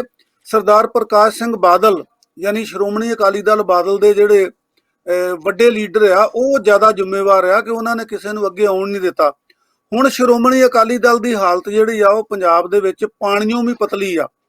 ਕੋਈ ਇਹਨਾਂ ਨੂੰ ਮੂੰਹ ਲਾ ਕੇ ਰਾਜੀ ਨਹੀਂ ਹੈ, ਕੋਈ ਇਹਨਾਂ ਦਾ ਜਿਹੜਾ ਹੈ ਕੋਈ ਪ੍ਰੋਗਰਾਮ ਚੁੱਕਣ ਨੂੰ ਤਿਆਰ ਨਹੀਂਗਾ। ਉਹਦਾ ਕਾਰਨ ਇਹ ਆ ਕਿ ਇਹ ਜੋ ਮਰਜ਼ੀ ਕਹੀ ਜਾਣ ਕਿ ਜੀ ਵੇਖੋ ਹਰਸਿਮਰਤ ਕੌਰ ਨੇ ਅਸਤੀਫਾ ਦਿੱਤਾ ਸੈਂਟਰ ਗਵਰਨਮੈਂਟ ਚੋਂ, ਪਰ ਜਦੋਂ ਕਾਲੇ ਕਾਨੂੰਨ ਬਣੇ ਆ ਤਾਂ ਹਰਸਿਮਰਤ ਕੌਰ ਉਹਨਾਂ ਦੇ ਵਿੱਚ ਸਿਗਨੇਟਰੀ ਆ, ਯਾਨੀ ਕਿ ਉਹਦੇ 'ਚ ਸ਼ਾਮਲ ਆ ਕਾਨੂੰਨ ਬਣਾਉਣ ਦੇ ਵਿੱਚ। ਮਗਰੋਂ ਤਾਂ ਪੰਜਾਬ ਦੇ ਲੋਕਾਂ ਦਾ ਪ੍ਰੈਸ਼ਰ ਪਿਆ। ਇਹ ਸਵਾਦ ਤਾਂ ਸੀਗਾ ਜਦੋਂ ਇਹ ਕਾਨੂੰਨ ਪੇਸ਼ ਹੋਏ ਸੀਗੇ, ਉਹ ਉਦੋਂ ਵਿਰੋਧ ਕਰਦੀ। ਜੇ ਉਹਦੀ ਨਾ ਮੰਨੀ ਜਾਂਦੀ ਕਿਉਂਕਿ ਬੀਜੇਪੀ ਦੀ ਮੈਜੋਰਟੀ ਆ, ਤਾਂ ਉਸ ਵੇਲੇ ਜੇ ਉਹ ਗਿੱਲ ਸਾਹਿਬ ਅਸਤੀਫਾ ਦਿੰਦੀ ਤਾਂ ਉਹਦੀ ਕੋਈ ਗੱਲ ਬਣਦੀ ਸੀਗੀ। ਹੁਣ ਇਹ ਭਾਵੇਂ ਸੋਨੇ ਦੇ ਵੀ ਬਣ ਕੇ ਦਿਖਾਉਣ, ਜੋ ਮਰਜ਼ੀ ਕਰਨ, ਹੁਣ ਇਹਨਾਂ ਦੀ ਸਾਖ ਜਿਹੜੀ ਆ ਉਹ ਪੰਜਾਬ ਦੇ ਵਿੱਚ ਬਣਨ ਦੀ ਸੰਭਾਵਨਾ ਨਹੀਂ ਜੀ। ਪ੍ਰੋਫੈਸਰ ਸਾਹਿਬ, ਮੈਂ ਉਹੀ ਕਹਿ ਰਿਹਾ ਕਿ ਜ਼ਮੀਨ ਆਪਣੀ ਤਲਾਸ਼ ਰਹੇ ਆ, ਉਹਦੇ ਲਈ ਹੱਥ ਪੈਰ ਮਾਰ ਰਹੇ ਆ, ਪਰ ਗੱਲ ਉਹ ਜਿਹੜੀ ਆ ਉਹ ਬਣਦੀ ਨਜ਼ਰ ਨਹੀਂ ਆ ਰਹੀ। ਦੂਜੇ ਪਾਸੇ ਜਿਹੜਾ ਕਿਸਾਨ ਅੰਦੋਲਨ ਆ ਉਹਦੇ ਵਿੱਚ ਭਾਵੇਂ ਗਿਣਤੀ ਦੇ ਪੱਖੋਂ ਕੁਝ ਕਮੀਆਂ ਪੇਸ਼ੀਆਂ ਆਈਆਂ ਨੇ, ਲੀਡਰਸ਼ਿਪ ਤੇ ਜਿਹੜੇ ਬਿਆਨ ਆ ਰਹੇ ਨੇ। ਅੱਜ ਮੈਂ ਮਨਜੀਤ ਸਿੰਘ ਰਾਏ ਨੂੰ ਸੁਣ ਰਿਹਾ ਸੀਗਾ, ਉਹ ਵੀ ਇੱਕ ਕਿਸਮ ਦਾ ਮਿਹਣਾ ਦੇ ਰਹੇ ਸੀਗੇ ਕਿ ਜਦੋਂ ਤੇ ਬਦਾਮਾਂ ਦੇ ਲੰਗਰ ਚੱਲਦੇ ਸੀਗੇ, ਮੇਲੇ ਵਰਗਾ ਮਾਹੌਲ ਸੀਗਾ ਤੇ ਦੁਨੀਆ ਹੁੰਮ ਹਮਾ ਕੇ ਆ ਰਹੀ ਸੀਗੀ, ਕਲਾਕਾਰ ਇੱਥੇ ਆ ਰਹੇ ਸੀਗੇ, ਲੋਕ ਆ ਕੇ ਵੱਡੇ ਵੱਡੇ ਵਕੀਲ, ਪ੍ਰੋਫੈਸਰ ਤੇ ਹੋਰ ਬੁੱਧੀਜੀਵੀ ਸਮਾਂ ਮੰਗਣ ਤੋਂ ਲੀਡਰਸ਼ਿਪ ਨਾਲ ਲੜਦੇ ਸੀ ਵੀ ਸਾਨੂੰ ਸਮਾਂ ਦਿਓ। ਤੇ ਹੁਣ ਜਦੋਂ ਅਸਲੀ ਪਰਖ ਹੈ, ਜਦੋਂ ਅੱਤ ਦੀ ਗਰਮੀ ਆ ਤੇ ਜਦੋਂ ਸਰਕਾਰ ਸੁਣਵਾਈ ਨਹੀਂ ਕਰ ਰਹੀ, ਤੇ ਉੱਥੇ ਡਟਣ ਲਈ ਜਿਹੜਾ ਉਹ ਜੋਸ਼ ਆ ਉਹ ਨਹੀਂ ਰਿਹਾ। ਪਰ ਦੂਜੇ ਪਾਸੇ ਖਬਰ ਆ ਰਹੀ ਆ ਕਿ ਮੱਧ ਪ੍ਰਦੇਸ਼ ਦੇ ਵਿੱਚ ਜਿੱਥੇ ਬੀਜੇਪੀ ਦੀ ਆਪਣੀ ਸਰਕਾਰ ਆ, ਉੱਥੇ ਕੇਂਦਰੀ ਖੇਤੀ ਮੰਤਰੀ ਨੂੰ ਕਿਸਾਨਾਂ ਦੇ ਇੱਕ ਗਰੁੱਪ ਨੇ ਘੇਰ ਲਿਆ ਜੀ। ਉਹ ਕਿਸੇ ਹਸਪਤਾਲ 'ਚ ਜਾ ਰਹੇ ਸੀਗੇ ਤੇ ਉਹਨਾਂ ਨੂੰ ਸ਼ਿਓਪੁਰ ਜਗ੍ਹਾ ਆ ਕੋਈ ਮੱਧ ਪ੍ਰਦੇਸ਼ 'ਚ, ਉੱਥੇ ਘੇਰਿਆ, ਕਾਫੀ ਦੇਰ ਘੇਰ ਰੱਖਿਆ। ਉਹਨਾਂ ਨੇ ਗੱਡੀ 'ਚ ਬੈਠਿਆਂ ਬੈਠਿਆਂ ਕਿਸਾਨਾਂ ਨਾਲ ਗੱਲ ਕੀਤੀ। ਕਿਸਾਨਾਂ ਨੇ ਉੱਤੇ ਦਬਾਅ ਪਾਇਆ ਵੀ ਤੁਸੀਂ ਲੀਡਰਸ਼ਿਪ ਨਾਲ ਗੱਲ ਕਿਉਂ ਨਹੀਂ ਕਰਦੇ, ਪਰ ਉਹਨਾਂ ਦਾ ਜਵਾਬ ਉਹੀ ਸੀਗਾ ਕਿ ਕਿਸਾਨ ਜਥੇਬੰਦੀਆਂ ਦਾ ਰਵੱਈਆ ਠੀਕ ਨਹੀਂ, ਅਸੀਂ 11 ਮੀਟਿੰਗਾਂ ਕੀਤੀਆਂ ਨੇ, ਉਹ ਕਿਸਾਨ ਹਿੱਤਾਂ ਨੂੰ ਪਹਿਲ ਨਹੀਂ ਦੇ ਰਹੀਆਂ ਜਿਹੜੀ ਕਿ ਸਾਡੀ ਬੀਜੇਪੀ ਸਰਕਾਰ ਦੇ ਰਹੀ ਆ। ਸੋ ਇਹ ਸਾਰਾ ਕੁਝ ਜਿਹੜਾ ਚੱਲ ਰਿਹਾ ਆ, ਕਿਤੇ ਨਾ ਕਿਤੇ ਕਿਸਾਨ ਅੰਦੋਲਨ ਦੀ ਜਿਹੜੀ ਚਿੰਗਾਰੀ ਆ ਉਹ ਸਾਰੇ ਭਾਰਤ ਵਿੱਚ, ਖਾਸ ਕਰਕੇ ਜਿਹੜੀਆਂ ਬੀਜੇਪੀ ਦੇ ਰਾਜ ਭਾਗ ਵਾਲੀਆਂ ਸਟੇਟਾਂ ਨੇ ਉਹਨਾਂ ਦੇ ਵਿੱਚ ਵੀ ਇਹ ਪਹੁੰਚੀ ਹੋਈ ਆ ਤੇ ਮਜਬੂਰ ਇਹਨਾਂ ਨੂੰ ਬਾਰ-ਬਾਰ ਕਰ ਰਹੀ ਆ ਬੀਜੇਪੀ ਨੂੰ। ਹਾਲਾਂਕਿ ਉਹ ਢੀਠਤਾਈ ਦੀ ਪੱਧਰ ਤੱਕ ਜਿਹੜੀ ਬੇਸ਼ਰਮੀ ਵਾਲੀ ਹਾਲਤ ਉਹਨਾਂ ਦੀ ਬਣੀ ਹੋਈ ਆ ਕਿ ਉਹ ਬਿਨਾਂ ਕਿਸੇ ਦਲੀਲ ਤੋਂ ਹੀ ਇਹ ਗੱਲ ਕਹੀ ਜਾਂਦੇ ਨੇ ਕਿ ਕਾਨੂੰਨ ਬੜੇ ਚੰਗੇ ਨੇ।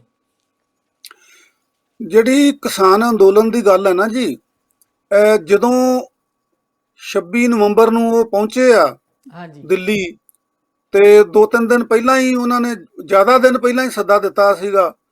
ਉਹਦੇ ਵਿੱਚ ਉਹ ਇਹ ਕਹਿੰਦੇ ਸੀ ਨਾ ਜਦੋਂ ਕਿ 6-6 ਮਹੀਨੇ ਦਾ ਰਾਸ਼ਨ ਲੈ ਕੇ ਚੱਲੋ ਤੇ ਸਾਡਾ ਟਾਰਗੇਟ ਜਿਹੜਾ ਉਹ 6 ਮਹੀਨਿਆਂ ਦਾ ਆ। ਤੇ ਮੈਨੂੰ ਲੱਗਦਾ ਇਹ ਆ ਵੀ ਬਹੁਤੇ ਲੋਕਾਂ ਨੂੰ ਇਸ ਗੱਲ ਦਾ ਯਕੀਨ ਨਹੀਂ ਸੀ ਕਿ ਉੱਥੇ 6 ਮਹੀਨੇ ਟਿਕਣਾ ਪਏਗਾ। ਬਹੁਤੇ ਲੋਕ ਜਿਹੜੇ ਆ ਉਹਨਾਂ ਨੂੰ ਇਹ ਸੀਗਾ ਕਿ ਬਈ ਥੋੜੇ ਦਿਨਾਂ ਦੀ ਗੱਲ ਹੈਗੀ ਆ। ਤੇ ਇਹ ਮਾਹੌਲ ਗਿੱਲ ਸਾਹਿਬ ਬਣ ਵੀ ਗਿਆ ਸੀਗਾ। ਜਿਹੜੀਆਂ ਮੀਟਿੰਗਾਂ 11 ਹੋਈਆਂ ਨਾ, ਉਹਨਾਂ ਦੇ ਵਿੱਚ ਸਰਕਾਰ ਕਿਸਾਨ ਆਗੂਆਂ ਨੂੰ ਇਹ ਕਹਿੰਦੀ ਰਹੀ, ਸਰਕਾਰ ਦੇ ਨੁਮਾਇੰਦੇ ਇਹ ਕਹਿੰਦੇ ਰਹੇ, ਖਾਸ ਕਰਕੇ ਜਿਹੜੇ ਪੰਜਾਬ ਦੇ ਰਾਜ ਮੰਤਰੀ ਹੈਗੇ ਆ ਮਿਸਟਰ ਸੋਮ ਪ੍ਰਕਾਸ਼, ਭਈ ਇਹਦਾ ਕੋਈ ਹੱਲ ਕੱਢ ਲਓ, ਇਹਦੇ ਯਾਨੀ ਰੱਦ ਕਰਾਉਣ ਤੋਂ ਉਰੇ ਕੁਝ ਕਰ ਲਓ ਤੇ ਸਾਡਾ ਵੀ ਨੱਕ ਰਹਿ ਜੇ ਤੇ ਤੁਹਾਡਾ ਵੀ ਜਿਹੜਾ ਉਹ ਕ੍ਰੈਡਿਟ ਬਣ ਜਾਵੇ। ਤੇ ਉਦੋਂ ਇਦਾਂ ਲੱਗਦਾ ਸੀਗਾ ਕਿ ਇਹ ਮੁੱਕਣ ਵਾਲਾ ਆ, ਪਰੰਤੂ ਇਹ ਅੰਦੋਲਨ ਲੰਮਾ ਹੋ ਗਿਆ ਔਰ ਹੁਣ ਜਿਹੜੀ ਕੇਂਦਰ ਸਰਕਾਰ ਆ ਉਹ ਅੜ ਗਈ ਆ। ਤੁਹਾਨੂੰ ਕੀ ਲੱਗਦਾ ਹੈ ਕਿ ਉਸ ਸਟੇਜ ਦੇ ਉੱਤੇ ਜਦੋਂ ਮੈਰਾਥਨ ਮੀਟਿੰਗ ਹੋ ਰਹੀਆਂ ਸੀ, ਤਾਬੜਤੋੜ ਹਰ ਦੂਜੇ ਤੀਜੇ ਦਿਨ ਮੀਟਿੰਗ ਹੋ ਰਹੀ ਸੀਗੀ, ਤੇ ਉਦੋਂ ਕਿਤੇ ਕਿਸਾਨ ਲੀਡਰਸ਼ਿਪ ਖੁੰਝ ਗਈ ਲੱਗਦੀ ਹੈ? ਤੁਹਾਨੂੰ ਲੱਗਦਾ ਹੈ ਕਿ ਉਹ ਜਿਹੜਾ ਉਰੇ ਕਰਨ ਵਾਲਾ ਸ਼ਬਦ ਆਪਾਂ ਵਰਤਦੇ ਹਾਂ ਤੇ ਉਹਦੇ ਵਿੱਚ ਜੇ ਕਰ ਲੈਣਾ ਚਾਹੀਦਾ ਸੀ ਇਹਨਾਂ ਨੂੰ, ਕਿਉਂਕਿ ਕੁਝ ਜਥੇਬੰਦੀਆਂ ਇਹ ਚਾਹ ਰਹੀਆਂ ਸੀ ਉਦੋਂ ਵੀ, ਪਰ ਸਰਬਸੰਮਤੀ ਨਹੀਂ ਸੀ ਬਣ ਸਕੀ, ਤਾਂ ਕਰਕੇ ਅੰਦੋਲਨ ਨੂੰ ਜਿਹੜਾ ਵਾ ਇਸ ਗੱਲ ਦੇ ਉੱਤੇ ਟਿਕਾ ਕੇ ਰੱਖਿਆ ਗਿਆ ਕਿ ਕਾਲੇ ਕਾਨੂੰਨ ਵਾਪਸ ਕੀਤਿਆਂ ਤੋਂ ਬਗੈਰ ਕਿਸਾਨਾਂ ਦੀ ਗਤੀ ਨਹੀਂ ਆ। MSP ਨੂੰ ਲੀਗਲ ਡਾਕੂਮੈਂਟ ਬਣਾਉਣ ਤੋਂ ਬਗੈਰ ਕਿਸਾਨਾਂ ਦਾ ਕੋਈ ਰਾਹ ਬਾਕੀ ਨਹੀਂ ਬਚਦਾ। ਸੋ ਉਦੋਂ ਇਹ ਫੈਸਲੇ ਲੈ ਗਏ, ਭਾਵੇਂ ਕਿਸਾਨ ਜਥੇਬੰਦੀਆਂ ਦੇ ਅੰਦਰ ਵੀ ਕੁਝ ਲੋਕ ਇਹ ਚਾਹ ਰਹੇ ਸੀ ਕਿ ਕਿਸੇ ਨਾ ਕਿਸੇ ਤਰ੍ਹਾਂ ਲੈ ਦੇ ਕੇ ਇਹਨੂੰ ਮੁਕਾ ਲਿਆ ਜਾਵੇ। ਕੀ ਲੱਗਦਾ ਕਿ ਖੁੰਝ ਗਈਆਂ ਜਥੇਬੰਦੀਆਂ ਜਾਂ ਬਿਲਕੁਲ ਉਹ ਸਹੀ ਸਟੈਂਡ ਤੇ ਸੀਗੀਆਂ? ਉਹਦੇ ਚ ਗਿੱਲ ਸਾਹਿਬ ਜੇ ਤਰਕ ਦੇਣਾ ਹੋਏ ਤਾਂ ਦੋਨੇ ਪਾਸੇ ਹੀ ਦਿੱਤਾ ਜਾ ਸਕਦਾ ਆ। ਖੁੰਝਣ ਤੇ ਵੀ ਦਿੱਤਾ ਜਾ ਸਕਦਾ ਹੈ ਤੇ ਅੜੇ ਰਹਿਣ ਤੇ ਵੀ ਦਿੱਤਾ ਜਾ ਸਕਦਾ ਆ। ਖੁੰਝਣ ਤੇ ਤਾਂ ਇਹ ਆ ਬਈ ਟ੍ਰੇਡ ਯੂਨੀਅਨ ਦਾ ਨਿਯਮ ਆ ਵੀ ਜਿੰਨੀਆਂ ਮੰਗਾਂ ਤੁਸੀਂ ਮੰਗਦੇ ਹੋ ਉਹਨਾਂ ਚੋਂ ਮਤਲਬ 70% ਤੱਕ ਜੇ ਤੁਸੀਂ ਲੈ ਜਾਓ, ਯਾਨੀ 50% ਤੋਂ ਉੱਪਰ ਜੇ ਤੁਸੀਂ ਲੈ ਜਾਓ ਤੇ ਉਹਨਾਂ ਦੇ ਵਿੱਚ ਉਸ ਅੰਦੋਲਨ ਦੀ ਜਿੱਤ ਹੁੰਦੀ ਹੈਗੀ ਆ। ਪਰ ਇੱਥੇ ਸਵਾਲ ਇਹ ਹੈਗਾ ਕਿ ਬਈ ਕ੍ਰੈਡੀਬਿਲਿਟੀ ਜਿਹੜੀ ਆ ਉਹਦਾ ਸਵਾਲ ਆ। ਪਹਿਲੀ ਗੱਲ ਤਾਂ ਕਿ ਉਹ ਕਿਹੜੇ ਲਿਖ ਕੇ ਦੇਣ ਨੂੰ ਤਿਆਰ ਸੀਗੇ, ਕਿਸਾਨ ਤਾਂ ਕਹਿੰਦੇ ਸੀਗੇ ਕਿ MSP ਦੀ ਗੱਲ ਕਰੋ। ਤੇ ਜਿਹੜੀ ਵਾਪਸੀ ਵਾਲੀ ਗੱਲ ਹੈਗੀ ਆ, ਵਾਪਸੀ ਤੋਂ ਬਿਨਾਂ ਹੋਰ ਕੋਈ, ਹਾਂ ਇਹ ਜ਼ਰੂਰ ਹੋ ਸਕਦਾ ਸੀਗਾ ਕਿ ਉਹਨਾਂ ਕੋਲੋਂ 3 ਸਾਲ ਲਈ ਪੋਸਟਪੋਨਮੈਂਟ ਲਈ ਜਾ ਸਕਦੀ ਸੀਗੀ। ਜਦੋਂ ਤੱਕ BJP ਦੀ ਗਵਰਨਮੈਂਟ ਆ ਉਦੋਂ ਤੱਕ ਗਾਂਹ ਤੱਕ ਪੋਸਟਪੋਨਮੈਂਟ ਲੈ ਲੈਂਦੇ, ਜਿਹੜੀ ਅਗਲੀ ਗਵਰਨਮੈਂਟ ਬਣਦੀ ਉਹਦੇ ਨਾਲ ਦੇਖਿਆ ਜਾਂਦਾ। ਇਹ ਹੁਣ ਹਿਪੋਥੈਟੀਕਲ ਜਿਹੜੀਆਂ ਗੱਲਾਂ ਹੈਗੀਆਂ ਕਿ ਇਹ ਜੇ ਲਾ ਕੇ ਕੀਤੀਆਂ ਜਾਂਦੀਆਂ ਗੱਲਾਂ ਵੀ ਜੇ ਇਦਾਂ ਹੋ ਜਾਂਦਾ, ਜੇ ਇਦਾਂ ਕਰ ਲੈਂਦੇ। ਤੇ ਜੇ ਦਾ ਤੁਹਾਨੂੰ ਪਤਾ ਹੈ ਵੀ ਕਾਢੇ ਰੋਜ਼ ਹੀ ਜੇ ਵਿਆਹੁਣ ਜਾਂਦੇ ਆ ਤੇ ਉਹਨਾਂ ਦੀ ਸ਼ਰਤ ਇਹ ਆ ਭਈ ਜਿੱਦਣ ਸਾਡਾ ਕੋਈ ਜੀ ਨਾ ਨੁਕਸਾਨਿਆ ਜਾਏਗਾ, ਕੋਈ ਸਾਡੇ ਮਰਗ ਨਾ ਹੋਏਗੀ, ਉਦਣ ਅਸੀਂ ਜੇ ਵਿਆਹਾਂਗੇ। ਤਾਂ ਇਹ ਤਾਂ ਹੈਗੀਆਂ ਜੇ ਲਾਉਣ ਵਾਲੀਆਂ ਗੱਲਾਂ। ਪਰੰਤੂ ਦੂਜੇ ਬੰਨੇ ਜਿਹੜੇ ਲੋਕ ਇਹ ਕਹਿੰਦੇ ਆ ਨਾ, ਕਿਸਾਨ ਅੰਦੋਲਨ ਲੰਮਾ ਹੋਣ ਤੋਂ ਜਿਹੜੇ ਦੁਖੀ ਹੋ ਗਏ ਆ, ਜਾਂ ਜਿੱਦਾਂ ਤੁਸੀਂ ਕਿਹਾ ਬਈ ਤਾਜ਼ਾ ਜਦੋਂ ਸੀਗਾ ਉਦੋਂ ਬੜੇ ਲੋਕ ਜਾਂਦੇ ਸੀਗੇ, ਬਦਾਮਾਂ ਦੇ ਲੰਗਰ ਵੀ ਲੱਗਦੇ ਸੀਗੇ ਉੱਥੇ, ਪਿੰਨੀਆਂ ਦੇ ਲੰਗਰ ਵੀ ਲੱਗਦੇ ਸੀਗੇ, ਔਰ ਸਾਰੇ ਦੇ ਸਾਰੇ ਭਾਵੇਂ ਉਹ ਲੇਖਕ ਹੋਣ, ਭਾਵੇਂ ਬੁੱਧੀਜੀਵੀ ਹੋਣ, ਭਾਵੇਂ ਰਾਜਨੀਤਿਕ ਹੋਣ, ਉਹ ਜਾ ਕੇ ਟਾਈਮ ਮੰਗਦੇ ਸੀਗੇ। ਦੂਜੇ ਬੰਨੇ ਅੰਦੋਲਨ ਦੀਆਂ ਪ੍ਰਾਪਤੀਆਂ ਵੀ ਗਿੱਲ ਸਾਹਿਬ ਬਹੁਤ ਵੱਡੀਆਂ ਆ। ਮਤਲਬ ਹੁਣ ਤੁਸੀਂ ਇਹ ਦੇਖੋ, ਪੱਛਮੀ ਬੰਗਾਲ ਦੇ ਵਿੱਚ BJP ਨੂੰ ਹਰਾਉਣ ਦੇ ਵਿੱਚ ਭਾਵੇਂ 2-3% ਹੀ ਹੱਥ ਹੋਵੇ ਕਿਸਾਨ ਅੰਦੋਲਨ ਦਾ, ਉਹ ਹੱਥ ਜ਼ਰੂਰ ਹੈਗਾ। ਔਰ ਹੁਣ ਗਾਂ ਜਿਹੜੀਆਂ ਪੰਚਾਇਤ ਚੋਣਾਂ ਹੋਈਆਂ ਜਾਂ ਜਿਹੜੀਆਂ ਹੁਣ ਇਹਦੇ 'ਚ ਆਪਣੇ ਪੰਜਾਬ ਦੇ ਵਿੱਚ ਤੇ ਯੂਪੀ ਦੇ ਵਿੱਚ ਹੋਣੀਆਂ, ਉਹਨਾਂ ਦੇ ਵਿੱਚ ਵੀ, ਔਰ ਜਿੱਦਾਂ ਤੁਸੀਂ ਗੱਲ ਕੀਤੀ ਆ ਕਿ ਅੰਦੋਲਨ ਦਾ ਅਸਰ ਉਹਨਾਂ ਰਾਜਾਂ ਦੇ ਵਿੱਚ ਵੱਧ ਰਿਹਾ ਹੈਗਾ। ਯੂਪੀ ਦੇ ਵਿੱਚ ਬੀਜੇਪੀ ਦੀ ਗਵਰਨਮੈਂਟ ਆ, ਪਰ ਬੀਜੇਪੀ ਪੰਚਾਇਤ ਚੋਣਾਂ ਦੇ ਵਿੱਚ ਕਿੰਨੀ ਪਿੱਛੇ ਰਹੀ ਆ। ਸੋ ਇਸ ਕਰਕੇ ਹੁਣ ਇਹ ਅੰਦੋਲਨ ਜਿਹੜਾ ਆ ਲੰਮਾ ਜ਼ਰੂਰ ਹੋਇਆ। ਅੰਦੋਲਨ ਚਲਾਉਣਾ ਬਹੁਤ ਔਖਾ ਹੁੰਦਾ, ਐਡਾ ਲੰਮਾ ਅੰਦੋਲਨ, ਖਾਸ ਕਰਕੇ ਆਪਣੇ ਘਰਾਂ ਤੋਂ ਬਾਹਰ ਜਾ ਕੇ, ਲਾਂਭੇ ਜਾ ਕੇ ਅੰਦੋਲਨ ਚਲਾਉਣਾ ਬਹੁਤ ਉਦੋਂ ਵੀ ਜ਼ਿਆਦਾ ਮੁਸ਼ਕਲ ਆ। ਜੀ ਪ੍ਰੋਫੈਸਰ ਪਰ ਸਾਹਿਬ ਜਿਹੜੀਆਂ ਜੀ, ਕਿਸਾਨ ਲੀਡਰਸ਼ਿਪ ਆ, ਹਾਂਜੀ, ਉਹਨੂੰ ਇਸ ਗੱਲ ਦੀ ਸ਼ਾਬਾਸ਼ ਆ, ਜਾਂ ਕਹਿ ਲਓ ਵੀ ਉਹਨਾਂ ਦਾ ਹੌਸਲਾ ਜਿਹੜਾ ਉਹਦੀ ਦਾਤ ਦੇਣੀ ਬਣਦੀ ਆ, ਭਈ ਉਹ ਸਾਰੀਆਂ ਮੁਸ਼ਕਲਾਂ ਦੇ ਬਾਵਜੂਦ, ਜਦੋਂ ਕਿ ਐਡੀ ਵੱਡੀ ਮਜ਼ਬੂਤ ਗਵਰਨਮੈਂਟ ਜਿਹੜੀ ਆ ਉਹਨਾਂ ਦੇ ਉੱਤੇ ਜ਼ੁਲਮ ਕਰ ਰਹੀ ਆ, ਨਾਲ ਦੀ ਨਾਲ ਜਿਹੜੀ ਪੋਲੀਟੀਕਲ ਪਾਰਟੀ ਆ ਬੀਜੇਪੀ ਆ, ਉਹਦਾ ਗਾਂ ਮਤਲਬ ਜਿਹੜੀ ਮਾਂ ਹੈਗੀ RSS, ਉਹ ਇਹਨਾਂ ਤੇ ਹਮਲੇ ਕਰਦੇ ਆ, ਏਜੰਸੀਆਂ ਵਰਕ ਕਰਦੀਆਂ। ਫਿਰ ਗਾਂ ਕਿਸਾਨਾਂ ਦੇ ਵਿੱਚ ਇਸ ਕਿਸਮ ਦੇ ਐਲੀਮੈਂਟ ਜਿਹੜੇ ਆ, ਜਿਨ੍ਹਾਂ ਨੂੰ ਅਸੀਂ ਫੁੱਟ ਪਾਊ ਐਲੀਮੈਂਟ ਕਹਿੰਦੇ ਆ, ਸ਼ਰਾਰਤੀ ਅਨਸਰ ਕਹਿੰਦੇ ਆ, ਉਹਨਾਂ ਨੂੰ ਵੀ ਵਿੱਚ ਵਾੜ ਕੇ ਕਈ ਕਿਸਮ ਦੇ ਯਤਨ ਕੀਤੇ ਗਏ ਆ। ਪਰ ਫਿਰ ਵੀ ਜਿਹੜਾ ਕਿਸਾਨ ਅੰਦੋਲਨ ਆ, ਇਹ ਆਪਣੀ ਚਾਲ ਚੱਲਦਾ ਜਾ ਰਿਹਾ, ਔਰ ਦਿਨ ਬ ਦਿਨ ਵੱਧਦਾ ਜਾ ਰਿਹਾ। ਇਹਦਾ ਅਸਰ ਜਿਹੜਾ ਹੈਗਾ ਉਹ ਸਾਰੇ ਦੇਸ਼ ਤੇ ਪੈ ਰਿਹਾ, ਔਰ ਅੰਤਰਰਾਸ਼ਟਰੀ ਪੱਧਰ ਤੱਕ ਜਿਹੜੀ ਉਹਦੀ ਹੈ ਧਾਂਕ ਉਹ ਬਣੀ ਹੈਗੀ ਆ। ਅੱਛਾ, ਪੰਥਕ ਰਾਜਨੀਤੀ ਦੀ ਇੱਕ ਵਾਰੀ ਗੱਲ ਫੇਰ ਕਰ ਲਈਏ। ਢੀਂਡਸਾ ਸਾਹਿਬ ਨੇ ਤੇ ਬ੍ਰਹਮਪੁਰਾ ਹਰਾਂ ਨੇ ਅਲੱਗ ਹੋ ਕੇ ਟਕਸਾਲੀ ਅਕਾਲੀ ਦਲ ਤੇ ਅਕਾਲੀ ਦਲ ਡੈਮੋਕ੍ਰੇਟਿਕ ਬਣਾਏ ਸੀ। ਹੁਣ ਸਿਰ ਤੇ ਆ ਗਈਆਂ ਇਲੈਕਸ਼ਨਾਂ, ਸਮਾਂ ਬਹੁਤ ਥੋੜਾ ਰਹਿ ਗਿਆ, ਤੇ ਹੁਣ ਇੱਕ ਫੇਰ ਯਤਨ ਕੀਤਾ ਗਿਆ ਹੈ। ਤੁਹਾਨੂੰ ਯਾਦ ਹੋਣਾ, ਇੱਕ ਵਾਰੀ ਜੋਗਿੰਦਰ ਸਿੰਘ ਰੋਡੇ ਹੋਇਆ ਕਰਦੇ ਸੀਗੇ, ਬਜ਼ੁਰਗ, ਮੇਰੇ ਖਿਆਲ ਪਿੰਡਰਾਲੇ ਦੇ ਪਿਤਾ ਜੀ ਸੀਗੇ, ਉਹਨਾਂ ਦੀ ਰਹਿਨਮਾਈ ਥੱਲੇ ਵੀ ਸੰਯੁਕਤ ਅਕਾਲੀ ਦਲ ਨਾਂ ਦਿੱਤਾ ਗਿਆ ਸੀ, ਨਾਂ ਫੇਰ ਪੁਰਾਣਾ ਚੁਣਿਆ ਗਿਆ। ਹਾਲਾਂਕਿ ਅਕਾਲੀ ਦਲ ਬਥੇਰੇ ਤੁਰੇ ਫਿਰਦੇ ਆ, ਅਕਾਲੀ ਦਲ ਰਵਿੰਦਰ ਸਿੰਘ ਵਾਲਾ 1920 ਵੀ ਹੈਗਾ ਜੀ, ਇੱਕ ਅੰਮ੍ਰਿਤਸਰ ਅਕਾਲੀ ਦਲ ਵੀ ਆ ਮਾਨ ਸਾਹਿਬ ਵਾਲਾ, ਔਰ ਇੱਦਾਂ ਦੇ ਇੱਕ ਹੋਰ ਮਾਨ ਸਾਹਿਬ ਹੈਗੇ, ਉਹਨਾਂ ਦਾ ਵੀ ਅਕਾਲੀ ਦਲ ਹੈਗਾ ਜੀ। ਤੇ ਅਕਾਲੀ ਦਲ ਤੇ ਮੇਰੇ ਖਿਆਲ 10-12 ਜਿਹੜੇ ਆ ਉਹ ਐਗਜ਼ਿਸਟ ਕਰ ਰਹੇ ਨੇ। ਇੱਕ ਫੇਰੂ ਮਾਨਰੀ ਹੁੰਦੇ ਸੀਗੇ, ਉਹਨਾਂ ਦਾ ਇੱਕ ਹੋਰ ਮਹੰਤ ਸੇਵਾਦਾਸ ਹੋਇਆ ਕਰਦੇ ਸੀ ਅਕਾਲੀ ਦਲ ਵਾਲੇ। ਮਤਲਬ ਅਕਾਲੀ ਦਲ ਵੀ ਬੇਹੱਦ ਨੇ। ਤੇ ਜਿਹੜਾ ਹੁਣ ਇਹ ਸੰਯੁਕਤ ਅਕਾਲੀ ਦਲ ਬਣਿਆ ਆ, ਇਹਦੀ ਤੁਹਾਨੂੰ ਕੋਈ ਭੂਮਿਕਾ ਭਵਿੱਖ 'ਚ ਨਜ਼ਰ ਆਉਂਦੀ ਆ, ਜਿਹੜੀ ਹੁਣ 22 ਦੀ ਇਲੈਕਸ਼ਨ ਸਾਹਮਣੇ ਆ, ਕਿ ਇਹ ਪੁਰਾਣੇ ਬਜ਼ੁਰਗ ਜਿੱਥੇ ਇੱਕ ਪਾਸੇ ਬੜੇ ਹੰਡੇ ਹੋਏ ਸਿਆਸਤਦਾਨ ਨੇ, ਪਰ ਦੂਜੇ ਪਾਸੇ ਕੁਝ ਲੋਕਾਂ ਦਾ ਕਹਿਣਾ ਕਿ ਚੱਲੇ ਹੋਏ ਕਾਰਤੂਸ ਵੀ ਨੇ, ਇਹਨਾਂ ਨੇ ਵੀ ਕੋਈ ਘੱਟ ਨਹੀਂ ਕੀਤੀ ਜਦੋਂ ਇਹ ਪਾਵਰ 'ਚ ਹੁੰਦੇ ਸੀਗੇ। ਆਪਣੇ ਆਪਣੇ ਫਾਇਦੇ ਚੁੱਕਣ ਲਈ ਇਹ ਵੀ ਉਹੀ ਕਰਦੇ ਰਹੇ ਜੋ ਰਵਾਇਤੀ ਰਾਜਨੀਤੀ 'ਚ ਹੁੰਦਾ ਹੈ। ਸੋ ਇਹਨਾਂ ਕੋਲੋਂ ਕੋਈ ਉਮੀਦ ਪਾਲਣੀ ਵੀ ਕੋਈ ਬਹੁਤੀ ਵਧੀਆ ਗੱਲ ਨਹੀਂ। ਦੂਜੇ ਪਾਸੇ ਕਿਹਾ ਜਾ ਰਿਹਾ ਹੈ ਕਿ ਪ੍ਰਤਾਪ ਸਿੰਘ ਬਾਜਵਾ ਬਹੁਤ ਅੱਜ ਕੱਲ੍ਹ ਐਕਟਿਵ ਹੋਏ ਨੇ। ਪਤਾ ਨਹੀਂ ਉਹਨਾਂ ਨੂੰ ਵੀ ਲੱਗਣ ਲੱਗ ਗਿਆ ਹੈ ਕਿ CM ਵਾਲੀ ਕੁਰਸੀ ਤੇ ਸ਼ਾਇਦ ਜਿਹੜੀ ਮੇਰੇ ਕੋਲ ਖੁੱਸ ਗਈ ਸੀ 2017 'ਚ, ਰਾਜੇ ਨੇ ਧੱਕੇ ਨਾਲ ਉਹਨਾਂ ਨੂੰ ਪ੍ਰਧਾਨਗੀ ਤੋਂ ਲਵਾ ਕੇ ਤੇ ਆਪ ਪ੍ਰਧਾਨ ਬਣ ਗਏ ਤੇ ਮੁੜ ਕੇ ਮੁੱਖ ਮੰਤਰੀ ਦੀ ਕੁਰਸੀ ਵੀ ਸੰਭਾਲ ਲਈ। ਉਹ ਕਿਤੇ ਵਾਪਸ ਉਹਨਾਂ ਨੂੰ ਸ਼ਾਇਦ ਮਿਲ ਜਾਵੇ। ਉਹ ਹਰ ਪਾਸੇ ਯਤਨ ਕਰ ਰਹੇ ਨੇ, ਇੱਥੋਂ ਤੱਕ ਕਿ ਉਹ ਢੀਂਡਸਾ ਸਾਹਿਬ ਨੂੰ ਵੀ ਮਿਲੇ ਨੇ।